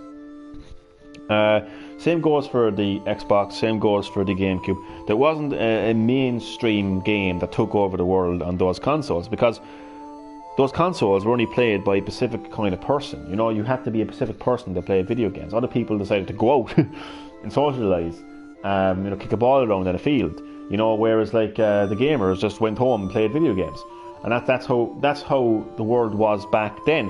But honestly, it really was only until Nintendo made gaming such a mainstream form of entertainment with the DS and the Wii that everyone was playing these games. And that's kind of it's stuck now, and it's stuck now. Everyone is familiar, is curious about these consoles, and you know, they mightn't be into Nintendo's innovation, they mightn't be into Nintendo's technology, they might be into how their games look, but they're definitely a lot more curious now about gaming. You know, so it might even it's kind of a funny situation. Nintendo could be responsible for getting people into consoles that isn't Nintendo. You know what I mean? But nonetheless, Iwata is still.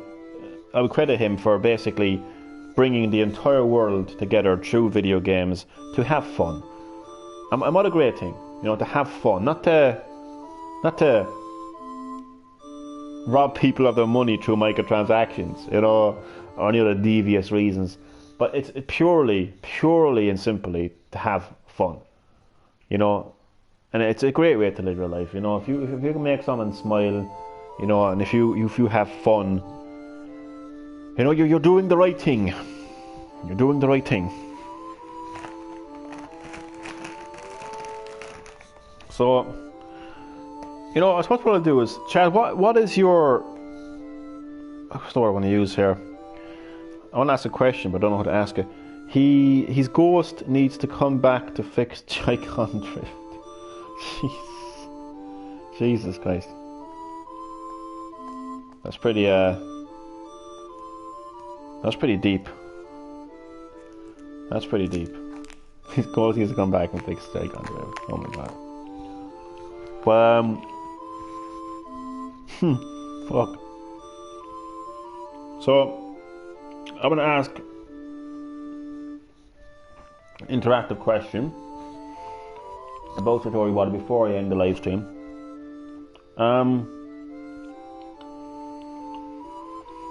Jeez, I don't know how to ask this question.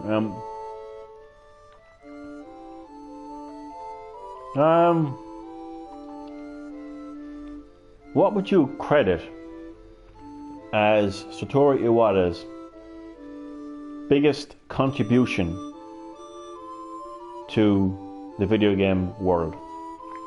Pretty strange question, but yeah, what would you... Yeah, what would you credit Satoru Iwata as his biggest accomplishment, his biggest contribution to the gaming world? And when I give mine, and then I'll end the live stream.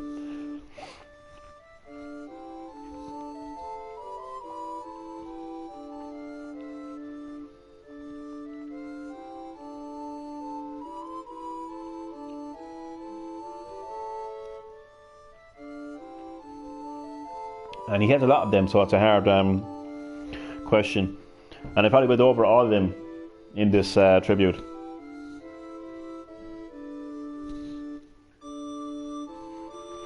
I'll tell you one thing though,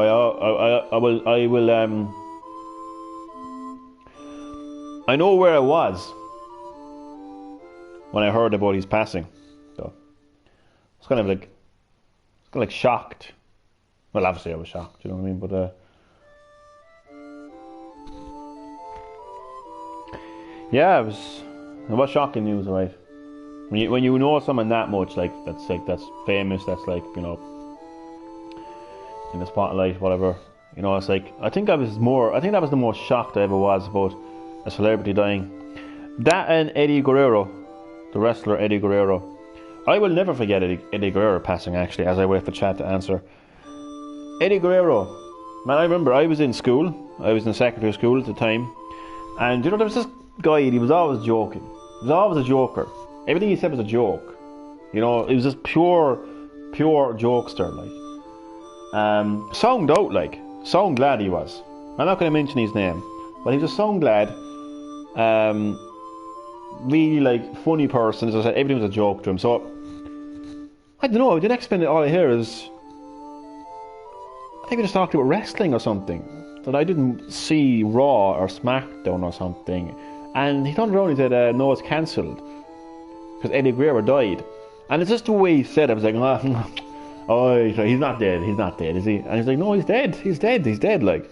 He wasn't being disrespectful, like, but it's just the way that he speaks. He's just so, like, jolly, and he can literally tell you someone has died in a jolly way, like, without being offensive, which is really weird. But that's the story, anyway. He was like, he's dead, Eddie Guerrero's dead. I don't think I actually... Because back then, I want to point out, there was no such thing as social media.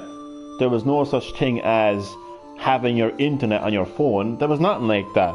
I know all the Zoomers are like, my God, how much of a boomer is this guy? My God, was he alive around the time of the dinosaurs? But no, there wasn't. We didn't have smartphones. There was no phones that had internet, and there was no social media. So there was no way for me to find out, was Eddie Guerrero dead? I only found out when I actually watched SmackDown that night, and lo and behold, Eddie Guerrero had died. I was like, wow. You know, it shocked me, like, genuinely. So that now and Satoru Iwata, I think, are the two biggest celebrity deaths. I don't want to sound disrespectful. I don't. But you know, when I hear about singers dying or actors dying, I'm not saying I don't care, but I'm kind of like, I don't know how to put it. It's just like, oh God, he's dead. Oh Jesus. But like, it doesn't affect me on a personal level. That's one thing I'd say. It doesn't affect me on a personal level. I mean, these are probably all amazing actors and amazing singers, whatever else, but it won't affect me on a personal level. I wouldn't be thinking about it for the rest of the day, you know. Whereas when Eddie Guerrero died, that stuck with me for a few days, to be honest with you. That stuck with me for a good few days. And Iwata, you know, here I am doing a tribute video about him, you know. His last project, the Nintendo Switch. Before you had either a DS or a Wii or own both, a lot of people couldn't afford both. It's also the biggest selling console that put Nintendo on top. You got all these developers bringing their games to the Switch.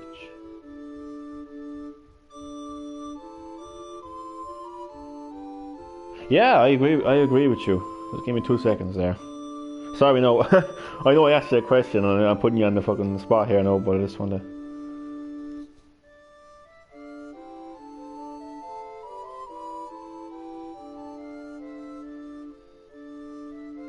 Two seconds now.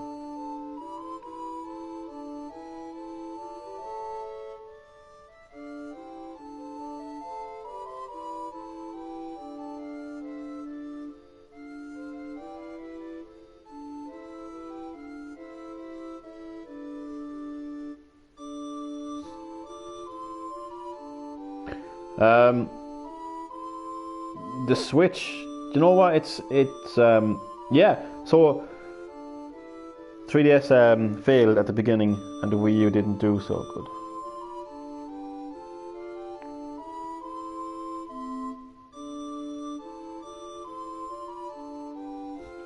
Just give me a second. Just give me a second.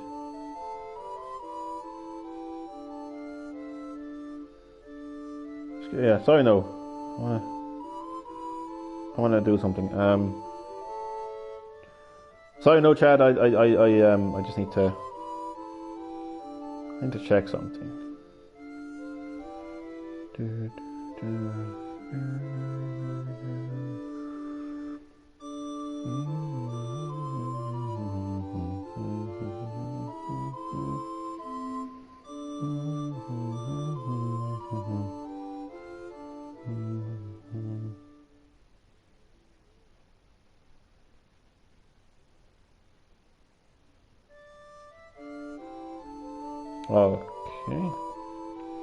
Sorry, I'm back.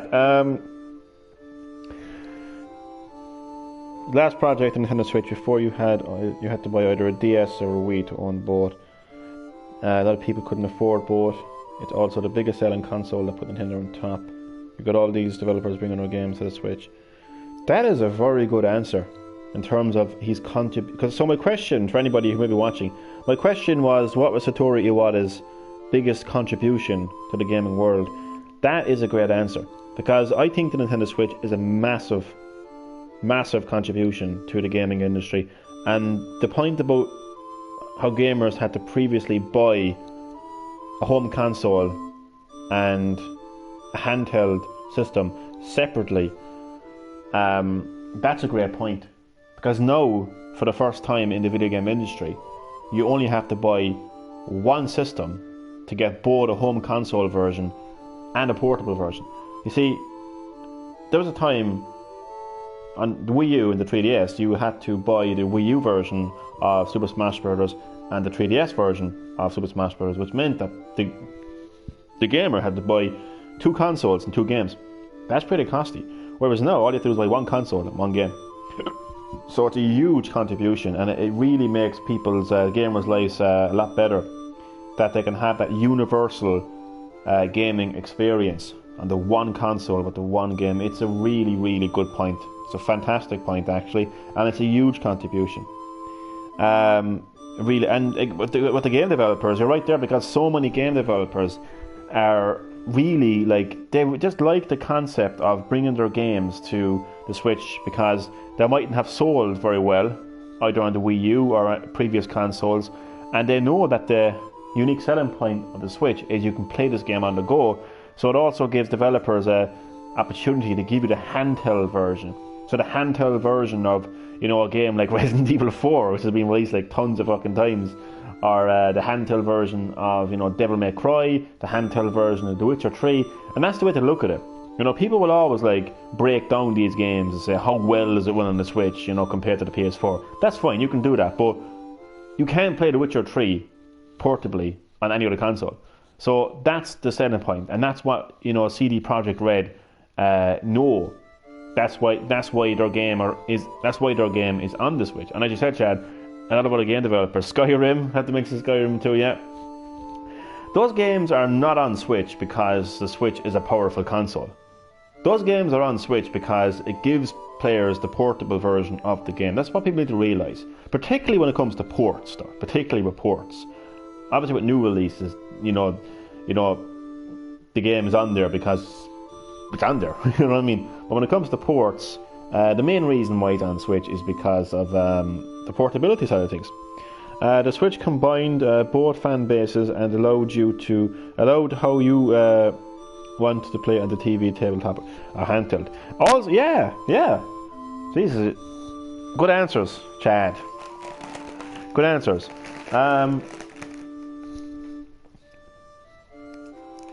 You remind me of Rumble Jungle, Chad.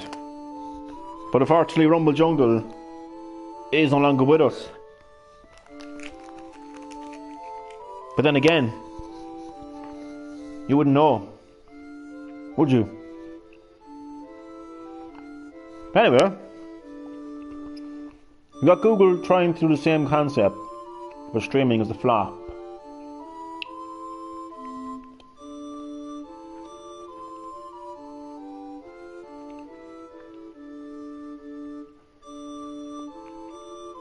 Two seconds there, Chad.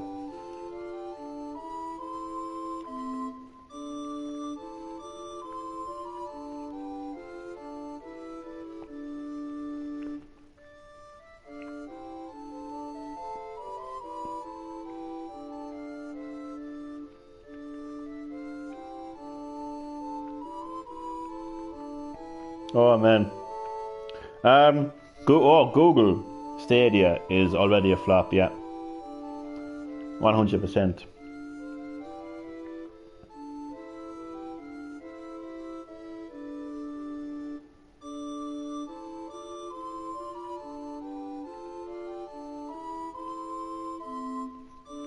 Because Doom Eternal on Stadia can't run like the 4K 60 frames per second. So Google, like, this is the thing. This is the thing with Google Stadia. Where is Google Stadia going to fit, right, when PS5 comes out? Because PS5 will be able to run Doom Eternal in 60 frames per second and 4K. It'll actually fucking run better than that, actually, because its software have confirmed that if Doom Eternal actually is on PS5, and they've confirmed this, that it'll actually be like something like 120 frames or something like that. It'll have better frames, if anything. So Google Stadia are fucked. And Utko, sorry for saying your name like that. Utko, welcome to Green-HillGaming. Welcome to my welcome to the end of my tribute to the late great Satoru Iwata,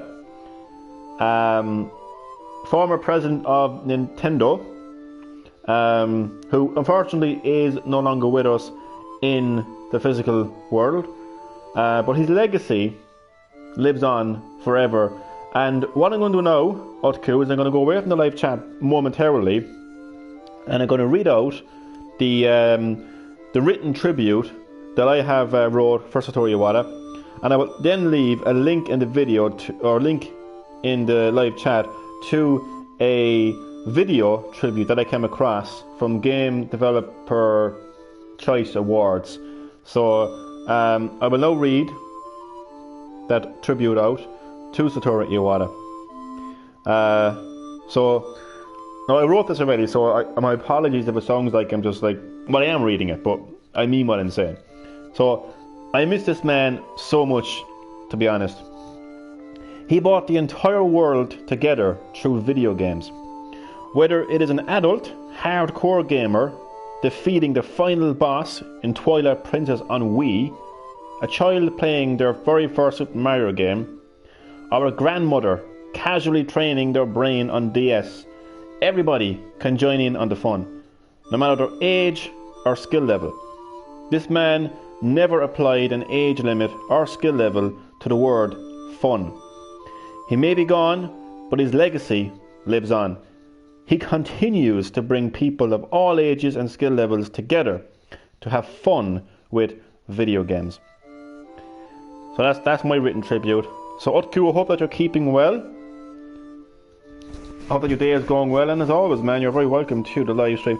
So I'm now going to look at a text. I'm multitasking now on this live stream.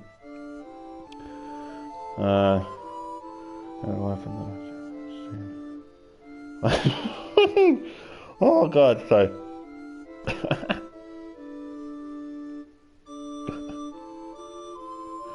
Oh fuck, man.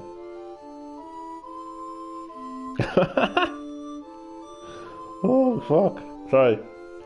The live chat has no idea what's happening right now.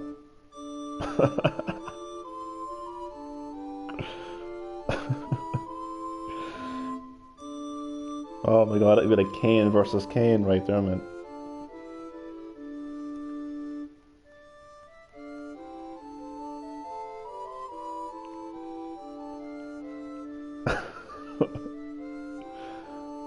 Oh God. I'm sorry for like laughing in a Satoru Iwata tribute, but you know, he would like us to have a smile on our face, so it's fine. I rage while playing video games though. Oh, me and you both, Utku. Me and you both, man. I'm worse than a child, man, when I rage. I'm worse than a fucking toxic tryhard in Fortnite, man. You have no idea, man. I try to contain my rage whenever I can, but I really do rage. Well, that's fine though, because that shows your passion. It shows that you're oh no, actually wasn't it Ninja who said that? Actually, I don't watch Ninja, by the way, but apparently Ninja 2 seconds said something along the lines of that, like, if you don't rage at a game, you're not a real gamer or something. But don't worry about that, man. I mean, I think we all rage from time to time. Can you play Max Payne? You know what, actually, I never played that game from start to finish myself. I had a friend who had it, and he played a good bit of it, and I liked what I saw. I might get it on PS2 and stream it. Actually, that's not a bad idea, to be honest with you. So I'm now going to give my memory of, well, not memory, what I think Satoru Iwata's biggest contribution to the gaming world is. It's simple. Magic. Pure magic. Damien, buddy, welcome to Green-HillGaming. Max Payne is indeed a great game. Welcome to welcome to the end, more or less, of my tribute video to Satoru Iwata. So as always, man, I mean, isn't it available on, what I mean, like, do you know the way you can get PS2 games on PS4? That's what I meant. But you can get it on PS4, can't you? That's what I meant, man. Oh fuck. But welcome, buddy. Oh, nice one, man. I may get that game, actually. And come here, how are you feeling today, man? Are you feeling better today? I hope that you are, man. And again, man, welcome to the live stream, even though it's pretty much going to be the end of the live stream, but you're more than welcome. And I'm currently fucking getting a sugar rush on those blackjacks. Fruit salad and blackjacks, I swear to God, man, I'm fucking... No artificial colours and flavours. Man, I'm getting high, man. I'm getting a fucking sugar rush, man. If you rung up the walls in a second, only fucking heck is this. I'm even talking like 90 miles an hour. Oh, I'm glad to hear that, man. That's good, man, that's good. See, I told you you'd nothing to worry about. You'll be fine. You'll be fine. Switch off all that coronavirus bullshit. It's scaring people, man. Scaremongering people. But I think the biggest contribution that the late great Satoru Iwata, former president of Nintendo, gave to the gaming world is magic. Creating that illusion of magic. The first time that I picked up a Wii remote and realised that I could actually like swing this controller like a bowling ball, and that would be replicated on the TV screen in the game. To me, that's magic. Or looking at glasses-free 3D for the very first time on the 3DS, that's also magic. And just, I suppose, like putting a smile on my face as well whenever I just like playing what's that game called? WarioWare on the 3DS. I forget what it's called. WarioWare Gold. I gotta go back and play that game. And I gotta make more videos. You can put in your own voice into that game. You can voice over these like movies. You can put together these like movies, right? And you can put voiceovers. And I made a very inappropriate video, and one of my subs watched it, and let's just say he's younger than me, and I'll never forget the comment. And it's just the most inappropriate video you could actually fucking make, but it's me, and I'm the most immature fucker you could ever come across in your life. So it just, yeah, but nonetheless, it made me smile. It was fucking hilarious what you could do with it. And many other games, you know, on 3DS, DS, and Wii over the years. But just by putting a smile on my face, man, and just the magic of the technology that he created, I think that's a massive contribution that he made. I know, yeah, man, fucking violation of policy, man. Oh, fuck, man. I'm surprised how I don't have any fucking strikes on YouTube, man. It was literally a video about me going into a shop saying, can I buy a dildo? I gotta fucking play that game, man. I gotta play that game again. And I'm gonna do more videos of it, and I'll upload them throughout maybe tomorrow. I'll upload them. But I made this video like where I was going into a shop buying a fucking dildo, like. Oh, fuck, man. I uploaded it, and one of my subs, I'm not going to say their name, but they know who they are. They watched it. I was like, oh fuck, man, you shouldn't be watching this, man. And then he was like, but and then he put in his age, and not going to say his age, and that made it even worse. I was like, oh fuck, man, my channel's going to be taken down, man. I'm going to get arrested or some shit, man. But nonetheless, that put a smile on my face. I know it's not exactly if I ever got interviewed by Nintendo and they said, hello, Johnny. What is your best memory of Satoru Iwata? How did he put a smile on your face, Johnny? What kind of magic did he bring to you? Well, Mr. Hushashi, it involves a dildo and one of my subs. I'm not going to say any more, man. I'm telling you, those fucking Jack Blacks, man. I don't know what's in those Jack Blacks, man, but it's making me fucking hyper. And I'm fucking taking another one, which is not going to help. But oh fuck! But it's a great game though. We're gold. Yeah, man, just that magic of the glasses-free 3D on the 3DS, man. It's just the definition of magic in my fucking mind, to be honest.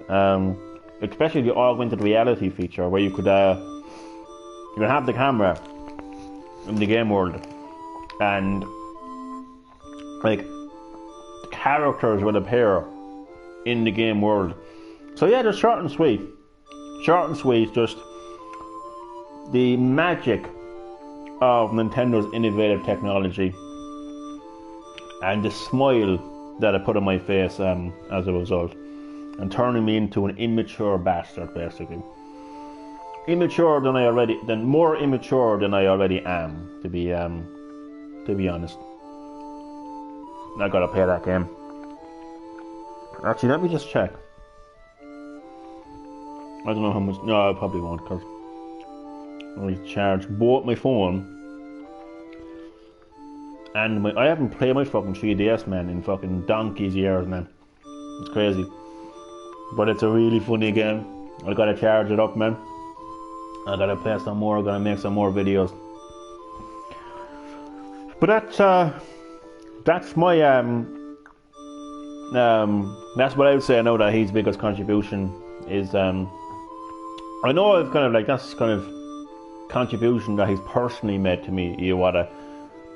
I know the question was like the world, but I suppose I could say by just putting a smile on people's faces. I mean, even people who never played a video game before, people who, you know, never played much Nintendo before, like, I mean,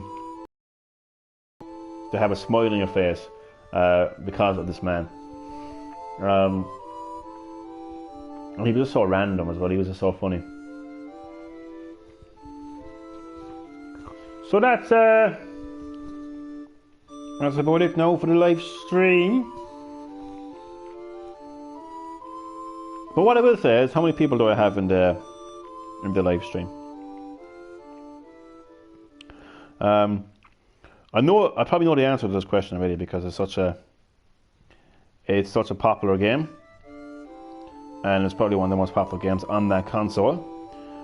But nonetheless, because this is a tribute to Satoru Iwata, I'm going to pick a console that he was running or leading. He was president of Nintendo at the time of this console. So my question to end the live stream, I know I said that like fucking 10 minutes ago, but it's me. What do you expect? I'm telling you, when it comes to my live stream, man, all I can say, man, is have that kettle boiling, have a blanket, get yourself relaxed, because we're going to be here for a while. But it's a better fucking way to because everyone is saying self-isolate yourself, so you might as well self-isolate yourself with a bit of Green-HillGaming. But my question anyway, before the next decade comes and before the next century arrives, is what is your favourite Nintendo Wii game? And I know it's probably going to be an easy answer, possibly, but you never know. So I've got two people watching. I'm guessing it's Chad and Damien, possibly Utku as well. And I'm very conscious of the fact that I may have to end the live stream very quickly, but you never know. Yes, the weather out there is terrible. I'm telling you, if we're not stuck inside because of coronavirus, we'll be stuck inside because of the bad weather. That is Ireland for you. The land of rain.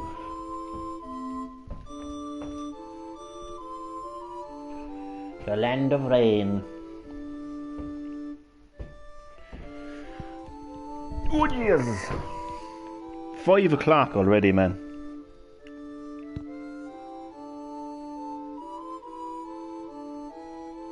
Where does the time go? Indulgence. I do what I want, you have a problem? I'm looking at this stream here. Wii Sports! I was looking at the screenshot of Indulgence. I do what I want, you have a problem. It's so funny. Wii Sports, man, I knew it, man. I knew it. I'd be the same. Wii Sports, man. Always Wii Sports. That game is hours of fun. Like, just seeing, like, people who've, like, never played a game before getting stuck into Wii Sports, man, it's so funny. Like, my mother used to beat me with Wii Sports, like. She used to actually grab the Wii remote, like, and smack it off my face, like, on a joke. But I was like, I let you win. And then she just smacks me across the face with the Wii fucking remote. Twilight Princess. My fun story about Twilight Princess, actually. Twilight Princess is both mine and Damien's first The Legend of Zelda title. That is a great game, actually. I remember the story, man, just getting sucked into the story. And the music was great as well. But yeah, I would say Wii Sports as well. I would say, oh, sorry, I hiccuped a bit loud like there. I played both Marvel's Ultimate Alliance and Wii. Now 3 is a Switch exclusive. I didn't even know that Marvel Alliance was on the Wii, to be honest. That's the first. I'm surprised you didn't somehow get The Witcher 3 into the live stream. Because no one knew you'd find a way to squeeze it in. Wii Sports, man, what a game. What a game. It's a game that anyone can play. It's you know, it's the game, really, that sums up Iwata. So I think it's a great way to end the live stream, actually, with that answer, Wii Sports. And, actually, Wii Sports and Twilight Princess. I'll tell you why. Because Wii Sports shows the legacy of Iwata in terms of bringing everyone together to play a video game, regardless of their age, their gender, and their skill level. And just in a whole different way, because the controller was just so different. It was like a TV remote, and it was all about motion control. It was all about swinging your arms and getting fit as well, as opposed to remembering specific button layouts. You didn't have to be an expert at the game to play it.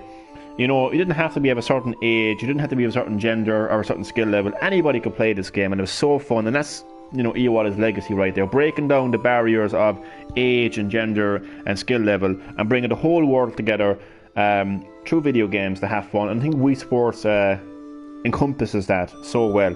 But also Twilight Princess, because, you know, like, you can play that fun Wii Sports game, and you can swing your hand around, and you can have a bit of fun playing bowling, but you can also get stuck into a really deep, dark, actually, for Twilight Princess. Actually, Twilight Princess is one of the darkest Zelda games out there, actually, apart from Majora's Mask. But it's timed, and I don't like to be timed. Okay, I like to take my time as opposed to that time being taken away from me. So Twilight Princess is far better in that regard. Massive story, music was amazing as well. And the gameplay was fun, and it was also my first Zelda game, and Damon's first Zelda game. But like, you can still have that quote-unquote hardcore experience with Twilight Princess. I think the best way to sum up the Wii in terms of having a casual game and a hardcore game is it's simple. It's simple. You pick up Wii Sports, you put it beside Manhunt, and that's the end of that. One game has you swinging your Wii remote to throw a bowling ball. The other game has you swinging a Wii remote to cut someone's head off. So, yeah, big differences. Big differences. Unfortunately, the game got banned, so it's kind of very hard to track down Manhunt, and unfortunately you're getting a censored version of it. But that's just the way that things are. People got offended by it, and there will probably never ever be another Manhunt game, unfortunately. Especially now because of Dan Houser being gone. So that is unfortunate. That is unfortunate. And I am going to end the live stream right about now. But I will read Dilemma. Having sworn fatally, must I spend my life as a servitude? In servitude. Yeah, you must. You must. Epstein. Because you did. Indulgence. I do what I want. And I will be back later tonight, as promised, Damien, just for you, for The Last of Us live stream. And I have my munchies beside me, waiting. So I am going to be fucking having either a sugar rush or a fucking good case of fucking diabetes. One or the other. Last of Us is to come, nonetheless. But yeah, so I want to say, so first of all, I want to say, like, rest in peace to Satoru Iwata. You know, his legacy will always be felt in the video game industry, for now and forever. He will always be remembered. I honestly miss him, like, I really do. I miss him so much. Like, he's actually Damon was delighted with The Last of Us. Yep, Last of Us is on my schedule for tonight, so I hope that you look forward to that, man. Hope you look forward to that now, man. We get stuck into a bit of Last of Us with my munchies beside me. I'm telling you, man, there's a sugar rush on the way. I'll be getting infected with a sugar rush. Honest to fuck. But I really fucking... Today I know I was watching that tribute video and I just fucking... It hit me like that the man was gone, like, you know. But his legacy will always be here, as I said. And I will always have a smile on my face, you know, playing, you know, the kind of video games that he created. It's all about fun. I mean, we have to remind ourselves. I'll actually end it with this. We have to remind ourselves, right, what video games are all about at the end of the day, or at least should be all about. I know some developers maybe have lost their direction when it comes to what a video game is, but a video game should always be about fun. Whether you're playing that game single player, multiplayer, whatever you're doing in that game, whatever the game is about, however the game is designed, however the graphics look in the game, as long as you're having fun in a game, that's what it's all about. And Satoru Iwata, you know, emphasized the word fun and innovative and mixed the two together basically, so you could have the entire world coming together through video games to have fun, regardless of age, gender and skill level. And that's the legacy of Satoru Iwata. And you know, a person's physical body can die, but their legacy will remain. Their memories and the person who they were, it will live on because it's eternal. You know, it's something that both doesn't exist but does exist. You can't see a legacy, you can't touch a legacy, but it's there, it's felt, and it's always there, like the wind.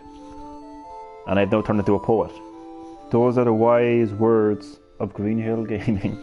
Okay, without me cracking up completely, I'm going to officially end the live stream now. So rest in peace, Satoru Iwata, and thank you to everyone who watched this live stream. I hope that you enjoyed. I hope that maybe your perspective on the video game industry is a little bit more enlightened, a bit more enriched now because of Satoru Iwata. And I will see you all, especially Damien Sewell, later on tonight. joke for the Last of Us live stream.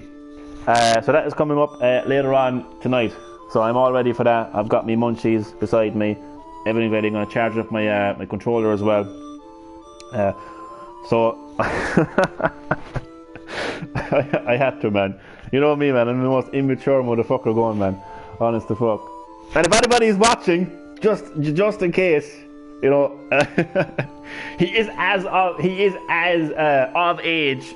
He is of age, even if I wasn't joking. But I am joking. But even if I wasn't, he is of age. Just in case anyone is.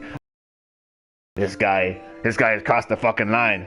This guy has crossed the line this time. But oh god, I don't want to embarrass myself or him any fucking more. So you know, me and my jokes are immature as fuck. But holy shit. Okay, so yeah, I will see you later on tonight for my live stream of The Last of Us. But thank you all for watching. Ah, fuck off. He's not 14. He's not 14. He's not 14, he's fucking 21. Oh fuck, man, I'm gonna get arrested, man. Oh, delete that. Is this it? Delete that. Oh god, man. I'm gonna kill you, man, seriously. Oh fuck, man. No, he's really 15. He's really 15. We've had a very intimate relationship there for the last 6 months. So I suppose I should just, you know, just get it out there in the public, like, you know. Fuck it, like, you know. joke. Fuck it, man. If you can't joke, man, what kind of life do we have? And trust me, man, we joke like there's no tomorrow, man. If the world could hear the jokes between me and Damien, I think we would both be locked up either in a mental institution or a fucking prison, to be honest with you. One or the other. But that's what Satoru Iwata did as well. He made us laugh. Satoru Iwata made us laugh, and here we are laughing now. So, well, I can hear the sirens in the background. Nina, they're coming to get me. So I'm gonna fucking run. But I'll play The Last of Us in my prison cell, because you know, prisons nowadays are like fucking hotels with fucking consoles and stuff. So it's fine. But so I will see you all next time, later on tonight, for my Last of Us live stream. Thank you all for watching, and I'll see you later.